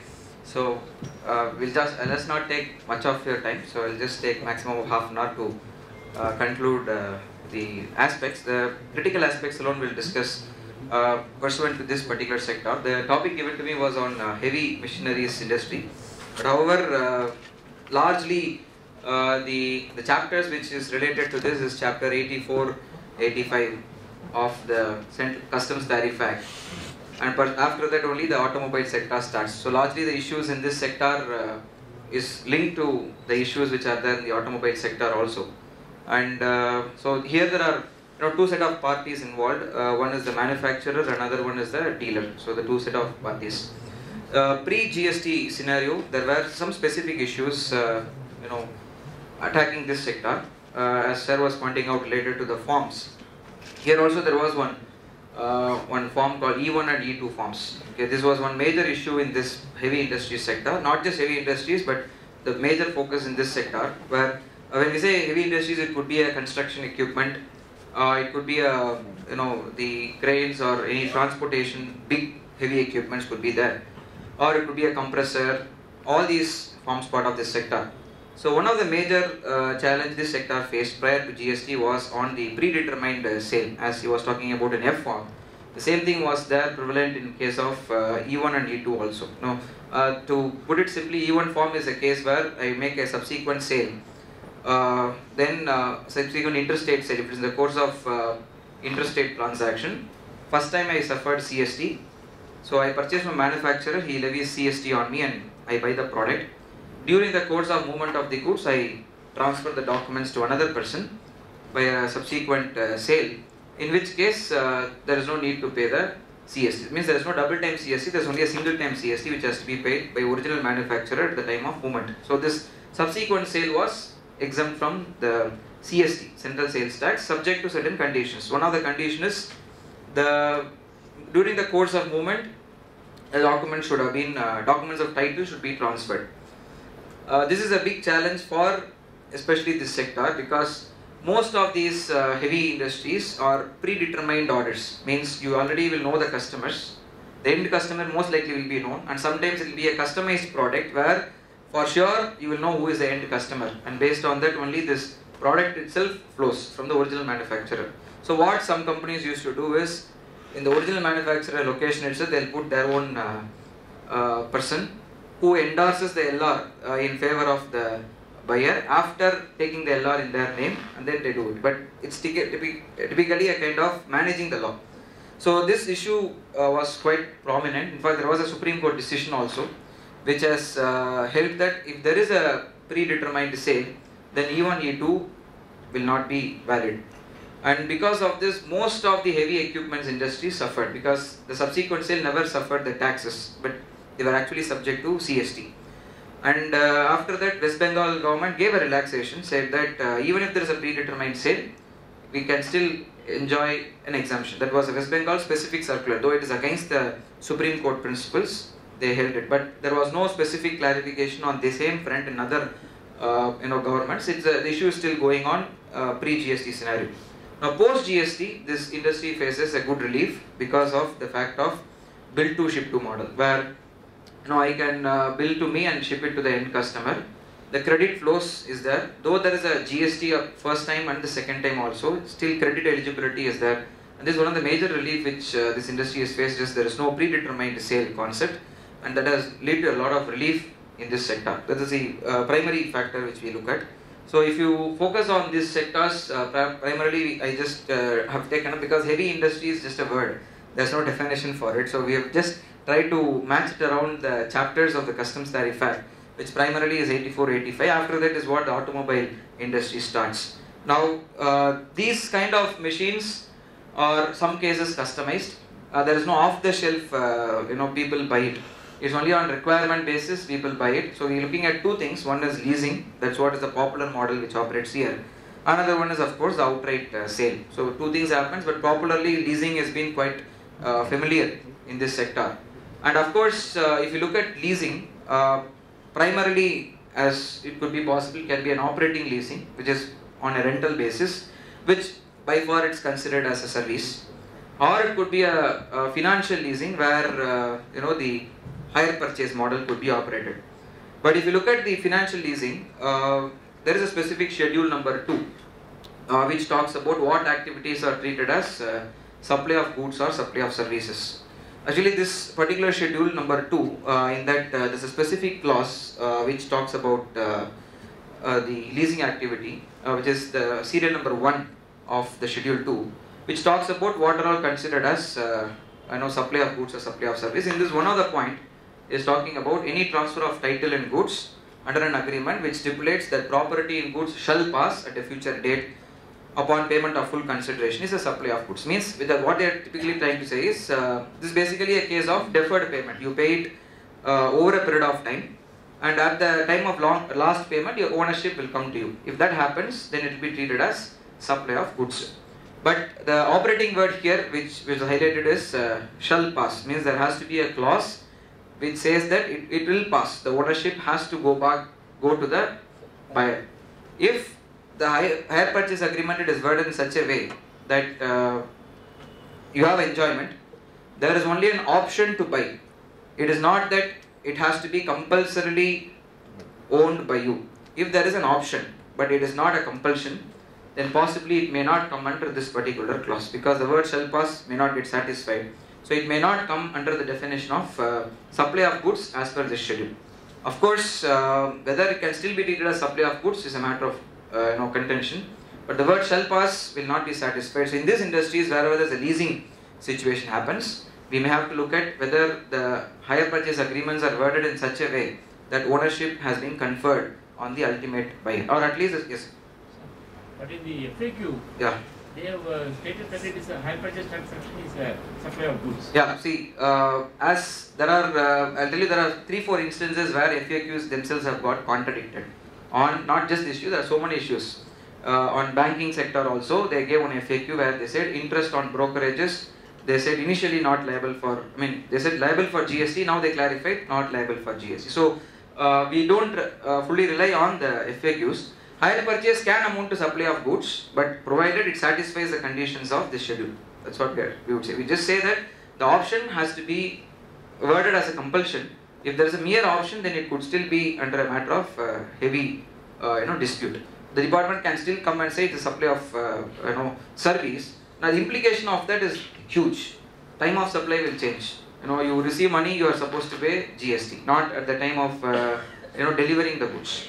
So there can be a difference in time of supply, and there can be a difference in the rate of tax also. Now, if you go for, of course, one point is in case of leasing of goods, it's very clear that you apply the same rate as applicable for the goods. So to that extent, it's pretty clear. But however, how the wordings are there can make a substantial impact when you go for leasing activities. This is the primary issue which could crop up in this industry. Then some more points specific to this industry is about some of my points would definitely overlap with Mr. Shekhar's points, because as I told you, this chapter 84-85, that is 86, 87, 88. So largely these issues could crop up for both. But however, we just try to see where I can add value in terms of some of the points. Of course, it says composite supply or mixed supply. So most of these OEMs or most of these manufacturers, they also supply accessories along with it. Now, whether the accessories may have a different rate compared to the original product rate, whether should I apply a separate rate or can I make that as a composite supply and charge the same rate as applicable for the original rate. So this is an issue which is going on. But as such, if so long the recipient is eligible to take input tax credit, the industry takes always a conservative view. Better to charge the respective rates for the respective products, not to get into an issue. That's related to this, as Mr. Shekhar pointed out, there is another issue also which comes out, is based on the way it is used. The recipient's usage also makes a difference. For example, seat covers, a seat as such is taxed at 18%, whereas seat accessories are at 28%. Vehicle parts are also at 28%. So if I am supplying a seat, I buy the seat parts, I put it together in the seat and I supply the seat, then it becomes part of 18%. But if I supply the seat accessories alone to my manufacturer, vehicle manufacturer, so that becomes part of the vehicle. So it becomes a vehicle part rather than a seat accessory. So what could happen is vehicle parts goes at same product from the same person may go at two different rates, 28%, whereas originally it might be at 18%. So this kind of an issue is there. In fact, sometimes higher tax rate does not mean you are conservative. There is another issue. Because in this industry, one of the major challenges we have is inverted tax structure. That is, we are having inputs at the rate of 28% predominantly. All the accessories are coming at 28% or all the parts, as the output are at 18%, especially heavy industry segment. Outputs are at 18%, whereas inputs are coming at 28%. So there is an inverted tax structure which has happened. So which calls for a refund scenario based on the various formulas which has been prescribed. Now, conservatively, let's say I am charging 28% on my output. Okay, it means what? Basically, you are passing on or transferring your credit from your hands to somebody's hands. That's what has happened. So it's not that always you charge a higher rate means you are conservative. So in this industry, we have specific issues, which is we buy at 28 and we sell at 18. But if we do another classification, it may go at 28 rather than at 18. So what will happen? I will avoid my ITC accumulation, and my buyer most likely may be at 18 or 28 who has enough liability to pay, so he will utilize the credit. So there is a possibility of transferring my accumulated credit to my buyer through a classification. It may be wrong, or it may be manipulated, or it may be correct also, but end of the day, transferring higher credit also is a challenge. I mean, is a risk. Charging higher rate of tax is not always a safe bet unless otherwise the classification has been proven correct. So this classification issues will still persist in this industry also as such. Another issue which comes in is about, as I pointed out, is the interstate movement of these conveyances. They move from, all these heavy equipments keep moving from different construction sites, different locations. And of course, it is the part and parcel of this industry that it has to move. Initially, there was no relaxation from the government. The e-way bill was not, I mean, it's not that government can visualize everything and then bring a law. So it doesn't happen. So as and when the issues come out, the government came up with a clarification.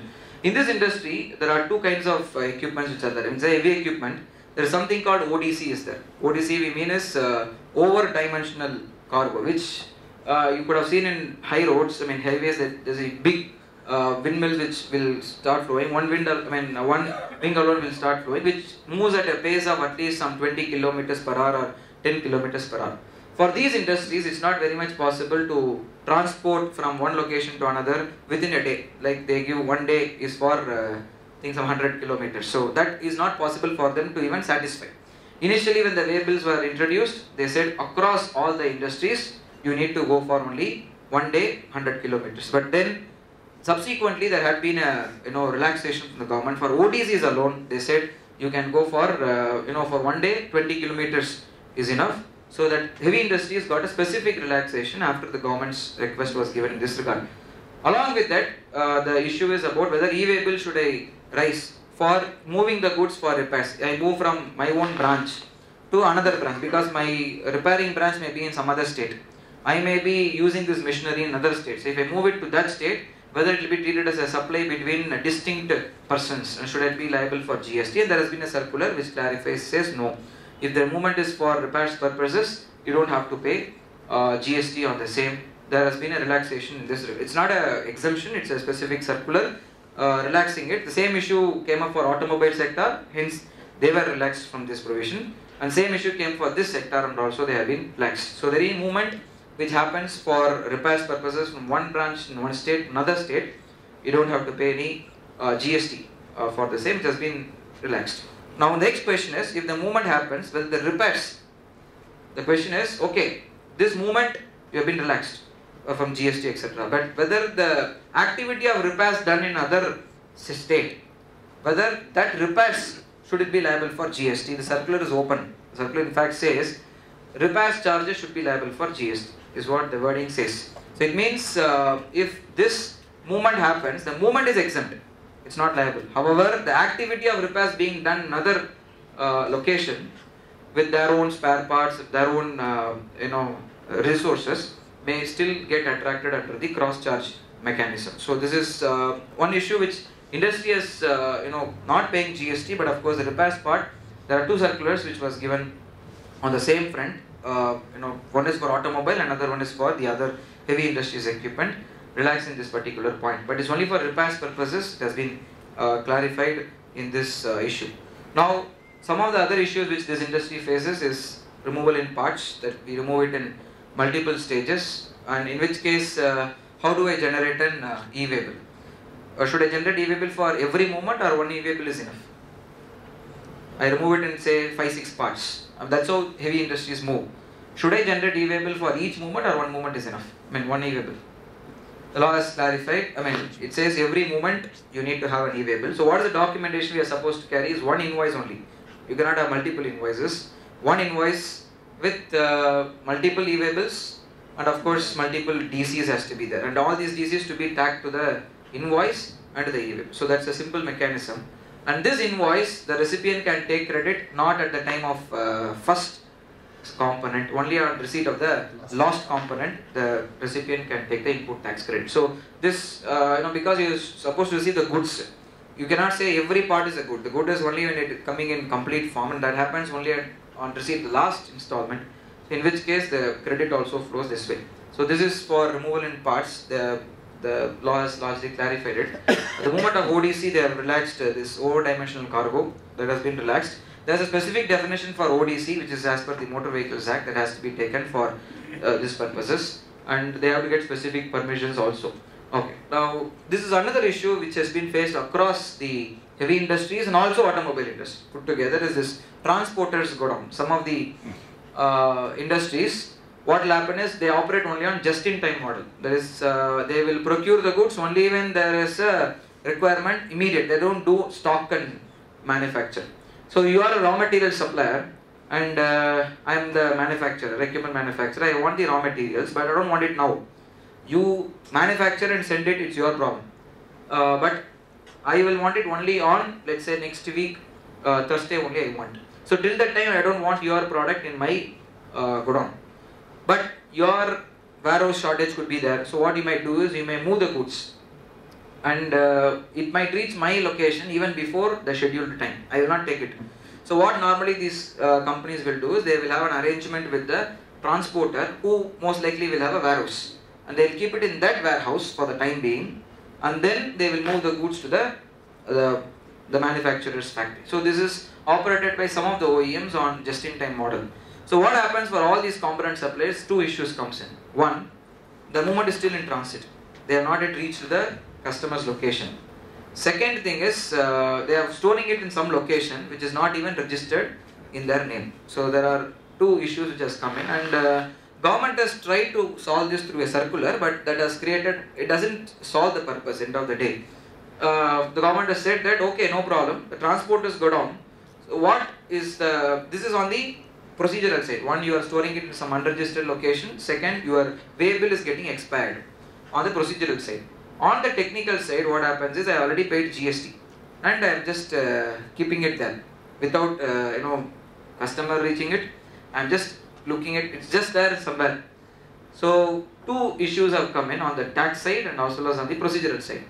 The government has told the logical conclusion, which even a consultant would have told it, the same thing. Take the registration on the transporter warehouse. So you register the transporter warehouse, but if you register the transporter warehouse, the government didn't answer the second point. You're supposed to pay the GST, because once it becomes registered, it becomes a distinct person. GST will still start coming in. So this transporters got down, the government said you register, option 1. Okay, if you don't register, option 2, keep extending the e-waybill so long you will have time. But e-waybill has an expiry period. You can't keep extending it for n number of times or for n number of days. So this is an issue which still persists in this industry, where there is no mechanism. This is a business practice. The government can very well say this is a business practice, so you have to follow what is the law. So the law says you have to pay the GST. But in case of transporters got on, this is across all the majority of the industries, especially the OEM sector, this issue is present. The government has clarified that either take registration or keep extending the e-waybill so long you deliver the goods to the ultimate customer. So this doesn't solve the problem, but rather it has only given a clarity that government has not completely taken this into the roots. Next is on rental basis. If I move the goods, of course, this is a popular mechanism. You pay the GST. Now the question is how the rental agreements are negotiated upon. If the rental, most of these corporates, they do the agreement centralized at one location, whereas the movement might happen from any other location also.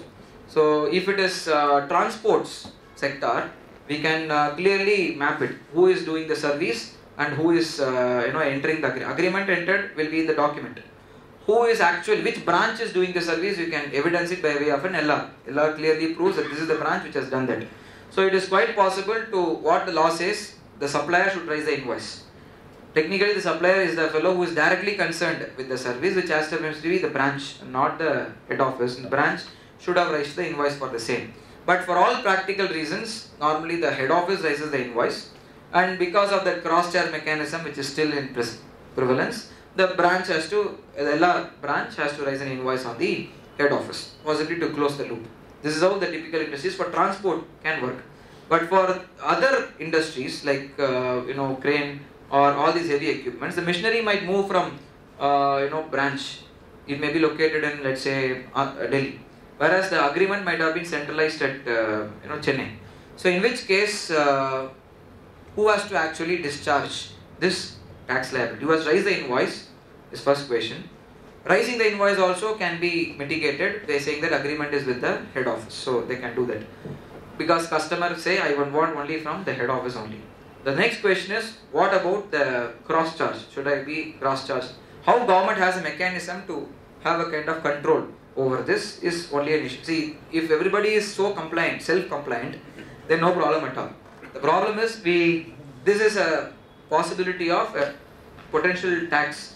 I would not say evasion. The government has created a concept of cross charge, which makes many people to become non-compliant.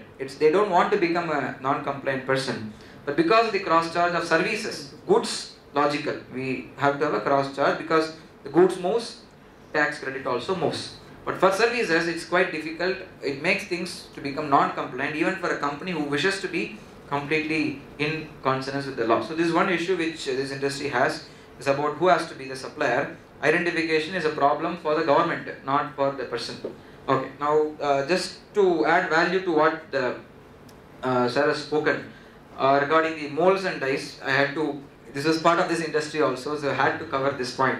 So for molds and dies, which is supplied by the manufacturer, he'll supply to the job worker or contract manufacturer. They will use the molds and dies and they will manufacture the products and give it back. So the pre-GST scenario in excise, they were including the amortization cost. Rule 6 of the valuation rules were clear about it. In fact, Rule 6 gave examples also. But in GST, this issue was not quite clear for some time. But there is a circular which has been given in June 2018 on the same molds and dies, which has clarified the government's point of view, where it has told that if the molds and dies is a responsibility as per the contract, if the molds and dies is the responsibility of the principal manufacturer, the fellow who is engaging the subcontractor, then that molds and dies will not, supply of that molds and dies will not be treated as a supply. The movement will not be treated as a supply, and there is no need to pay GST on the same. That is, you will not consider that as a supply from the principal manufacturer to contractor, and after the usage, the contractor is giving back the finished product to the principal manufacturer, the value need not be included because it is not a cost incurred by the subcontractor. So there has been a clarity which the government has given by this circular. However, if as per the terms of the agreement, the responsibility to procure the molds and dies is with the subcontractor, but because of the technical features of the product, the main contractor has supplied it, then it will amount to a supply, and then the amortized cost has to be included as part of the value. So this is a clarification which has been given by the government also. Yeah. I am a manufacturer of molds and dies. Yeah. I don't have an exclusive factory for my manufacturing process. What I do is, I have a good network with my suppliers, and I do the manufacturing process, the heating and all these necessary things in the supplier's place itself, and from there I move it to the customer's place. So basically, as a startup, you have all these difficulties of starting a factory and all. So the duty is charged at the respective rates, from supply to the customer, or the duty is charged at the respective rates. But whether manufacturing in my supplier's place, what will be the consequences of it? You have to supposed to take a registration. You are supposed to take a premises or even a rental arrangement there.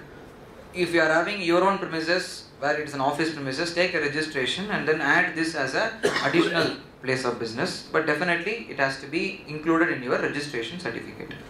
Even if, for example, a bigger organization wants me to come to their factory and do the manufacturing process. Okay. I do the molds and dies there itself and sell it to them. See, there is a slight difference between the point number 1 and situation 1 and situation 2. Situation 1 is where you are taking the materials because of the want of space, the ownership is with you, you are manufacturing it and then supplying it.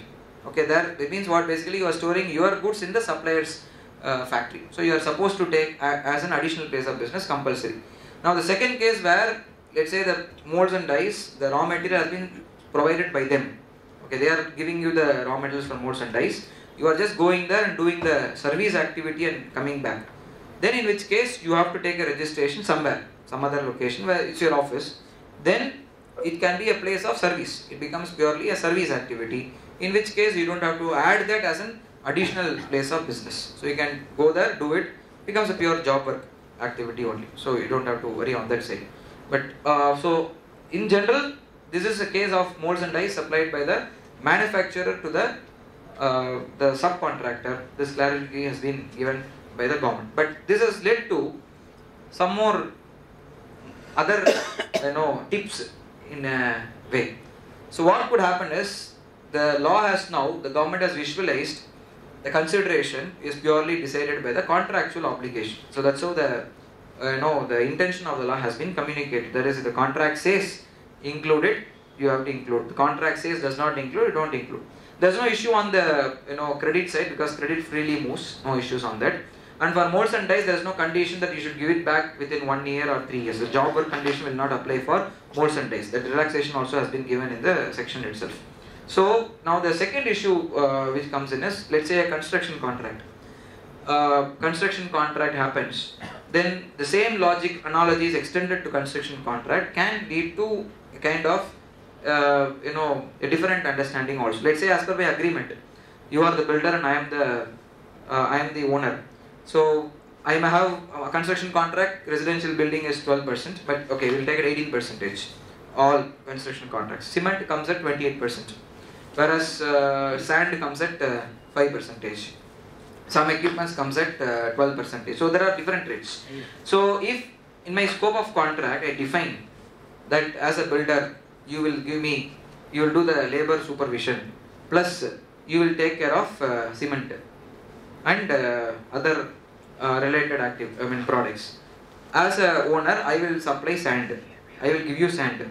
I will give you the UPVC windows. Then what happens is, my contractual obligation clearly has defined what is it you will do and what is it I will do.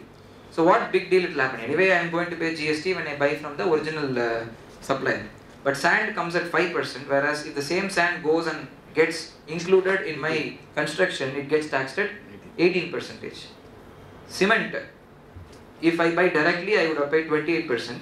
But if the same cement goes and gets attached to the construction, it gets taxed indirectly at 18%. So this circular, in a way, has given a kind of meaning that your consideration is purely defined by the way it has been negotiated upon. But however, the law is not as simple as that, because law has two conditions if you have to take the price. First condition is buyer and seller not related, that's okay, straightforward. Second is a very major condition, price is not the sole consideration. The word price is not the sole consideration has already gone through a huge list of test of law in the excise law. Excise law, the word price is not sole consideration has been tested quite often. So if that particular provision is invoked later by the department officers, then that can open a plethora of cases for all the free supplies, for all the discounted supplies. It's not that the associates will win or lose, but it gives us a chance for the department to raise that the word price is not the sole consideration. So that major condition can lead to future issues also. So in this regard, let's say, just take another 5 minutes and close. Some of the issues which we have is on the, price is not the sole consideration. Let's say I am selling a product for 1 rupee. Okay. So that says, instead of giving it free, if I give free only, I have to reverse ITC. Now if I am selling it for 1 rupee instead of giving it free. So the question that arises, if I give free, ITC reversal will apply. So that is an additional cost of 18% for me. I didn't want that. So I am giving it to you for 1 rupee. My main product, instead of 100 rupees, I am billing it at 99 rupees. Okay, now this 1 rupee, if I am selling it to you, buyer and seller are not related. So no problem. Price, we will take that. Now the second condition, price is not the sole consideration. If the government is invoking this particular provision, then this 1 rupee can still be under a challenge. It's not that directly the department will accept, okay, you sold at from price, because the same issue was there in pre-GST also. In excise, there were huge number of cases which department has won, especially of course in the automobile sector, in car sale only, in Maruti Suzuki, in all the cases where the government, the SSE sold less than the cost, and they took the view that it is because of the penetrative pricing it has to be done. But the department said there is an additional consideration by way of attracting more customers, and the matter went up to the Supreme Court, and Supreme Court held that you are supposed to, there is an additional consideration flowing not directly from this customer, but indirectly there is an additional customer by way of some other customers, and hence it has to be paid on that intrinsic value. But then the government gave, because that led to a lot of huge consequences, so the central government itself gave a notification or a rule, amended the rule, and they said if there is apparently no other consideration, you don't have to pay excise duty on the same. This was on the same context of price is not the sole consideration, because there are chances now, just to take the ITC, we may bill at 1 rupee, but whether that will hold good is an issue which it has to be approached with sufficient level of risk that price is not the sole consideration still persists post GST also. This is one major issue will come. Another issue is on the quantity discounts which is being given. This industry also gives quantity discounts. Like if you take stocks, 100 units if you buy, 10 units is free, or accessories there will be a discount. Now if there is a quantity discount, is it free? Is the first question. Because you buy 10 units, you get 1 free. Now the 1 unit is a quantity discount. Okay. There are decisions again, we have to go back to the excise law which says quantity discounts will be as good as a trade discount. Is the position under the excise law, but of course in a GST, excise laws will not hold good. We are just looking at what is the understanding of the legislation. Now quantity discount, is it free? Definitely not. Quantity discount is not free, because when I say free, there is a press release from the government itself on the context of employee perquisites, where they said free means any gratuitous act of volition, that is you do it on your own without the expectation of the other person, there is no contract. In the context of perquisites, they said that anything you give free only to employees more than 50,000 is taxable. If it is perquisites, it is employment contract, so it is not free, so no GST for the same. The same logic if you extend it here, quantity discounts are not free, because it is as per a well-run contract. There is a contract between the buyer and the customer. Based on that, the quantity discounts have been given. So it's not a free. Whether it is a sample, free sample, because we are looking at section 17 subsection 5, which gives all these disallowances. If we are giving it free or as a sample, gift or a sample, then it's an issue. It's not a free sample, of course, because free samples purpose is to allow you to try and then see if you are liking the product. Here the objective is not that. So if it's a quantity discount, it doesn't come under a gift, it doesn't come under a free sample situation. But however, there is one more schedule 1. Schedule 1, point number 4, which says that if it is any asset which is on which ITC was taken, if it is disposed of without a consideration, it is deemed as a supply. So now this question is whether this asset is disposed of without a consideration. So it's an issue which is open. But having said that, in excise, on similar situations, it has been held quantity discounts is not to be treated as a removal, it is to be treated more like a trade discount. Means you add the value and you reduce the value. So it means net effect is you don't have to do anything on that. That's on the excise side. But this one issue which is also there in this industry, wherever quantity discounts are given. So this issue we have. And the last point that I'll conclude is on the financial credit notes. So as this is one of the items for reconciliation, as it was talked about in this industry, heavy machineries and automobile. I have to take the automobile also for this, because all these are closely related. One is they have the practice of giving financial credit notes, which means they will not affect the books of GST impact. They will give a credit note without GST. That's how it comes in. When this will be issued? See, in this sector, they are all based on metals. And metal prices keep going up and going down, not this alone. We have automobile sector, they have steel prices keep going and going up. There will be consistent negotiations on the pricing. So what will happen is after some time they will say prices are increased retrospectively from 1st of June. Or they will say prices are reduced retrospectively from 1st of June. Either way it can happen. It can be an increase or decrease.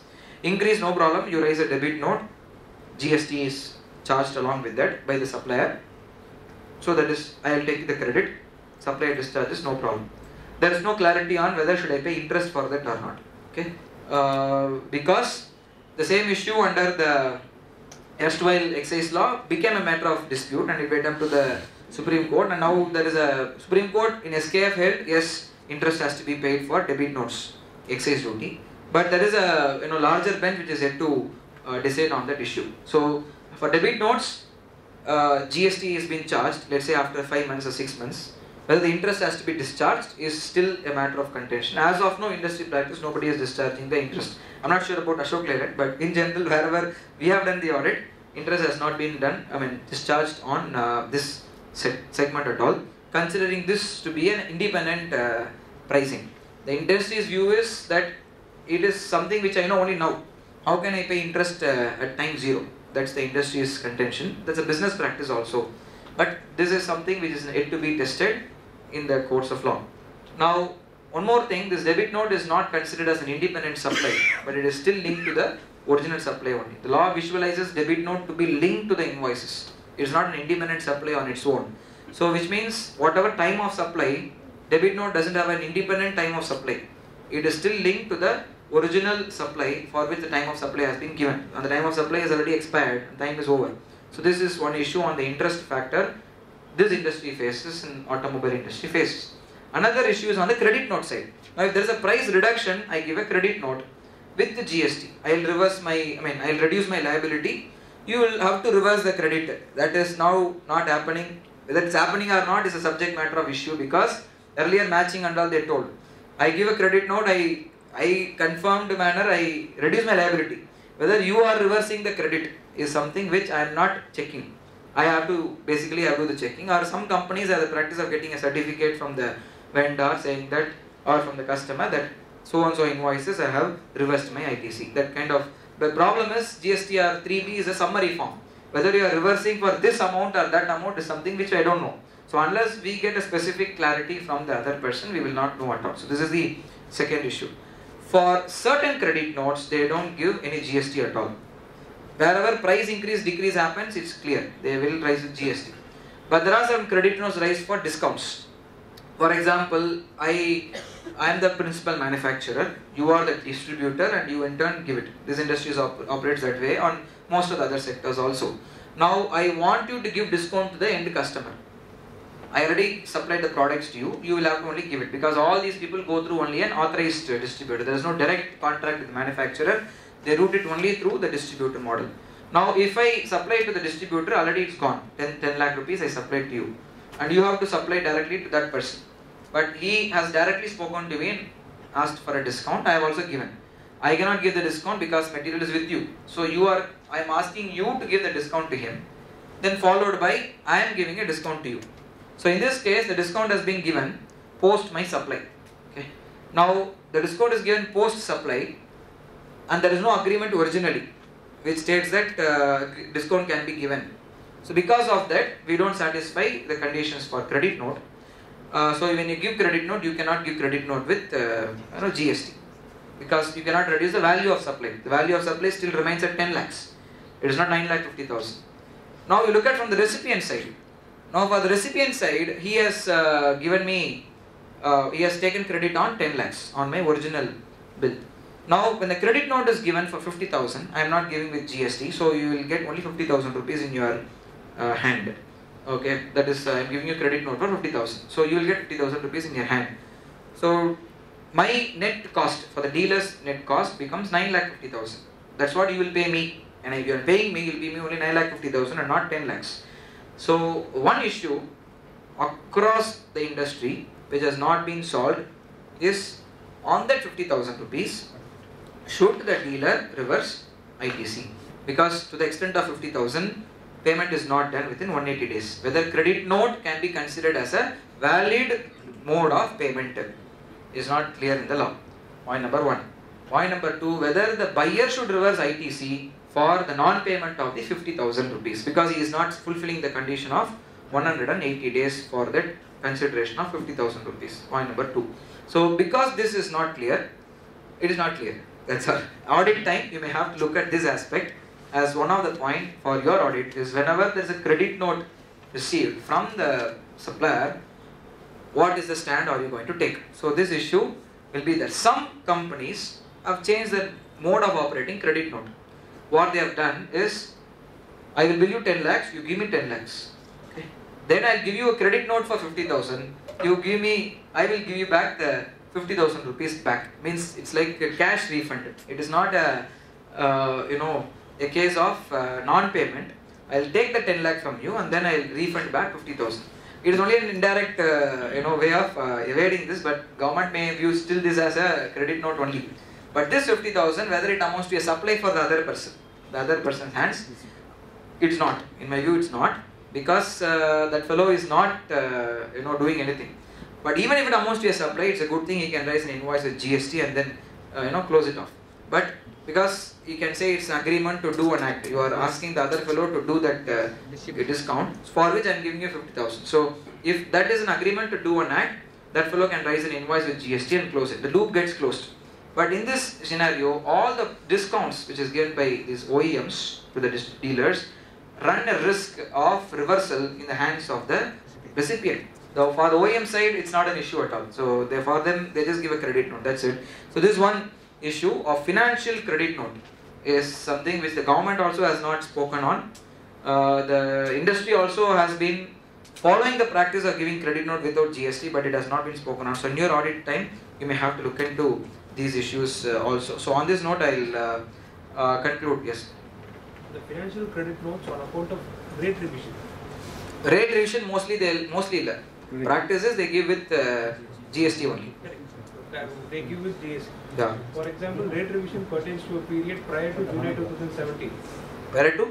Prior to July 2017. Yeah, there is a transitional clause for the same, for which has section 142 which has covered this provision. So that is also clear. So in this current month GST or 3B or 1 as the case may be, Yeah. whether I'll have to match it with matching concept. In fact, GSTR1 it specifically asks whether this credit note is related to pre-GST or post-GST.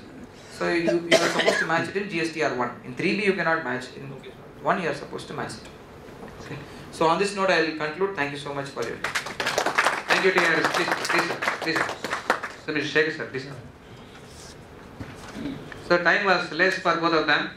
As I told you earlier, Mr. Shekhar sir has covered extensively not only the subject, his experiences. What we don't get in Harvard is the experience. Every department is there.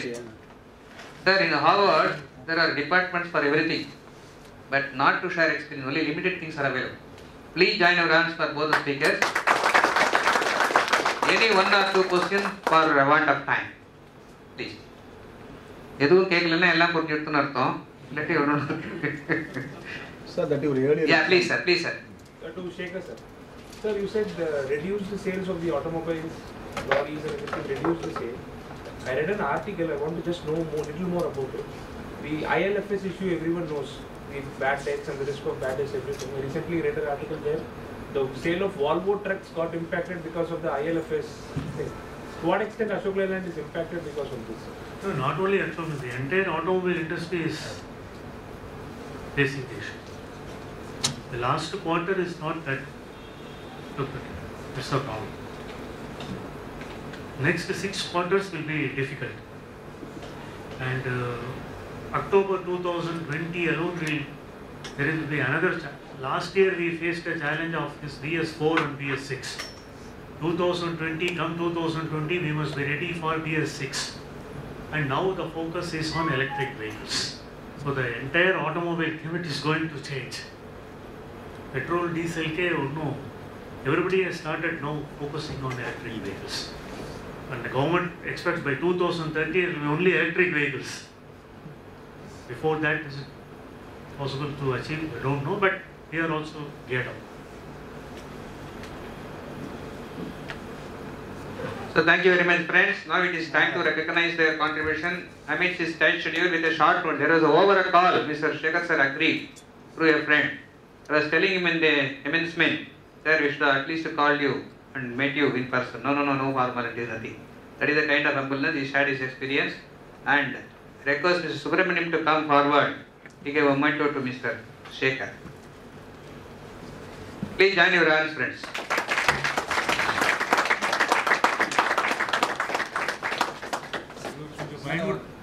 He made my life now into very industry positive also. As a practicing chartered accountant, he has created some issues that should not be there. Whether GST is applicable for this also, I will say. Thanks a lot, sir. Thanks a lot. Thank you. Hey, Mr. Sundar sir, please come, sir.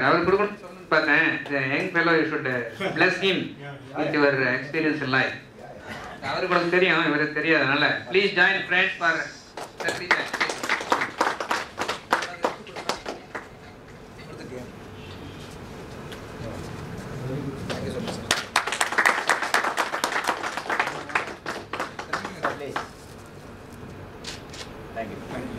Thank you, friends.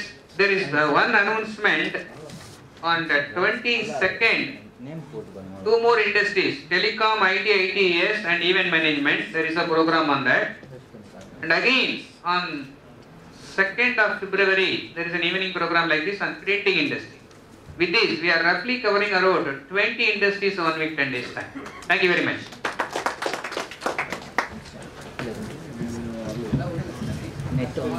Network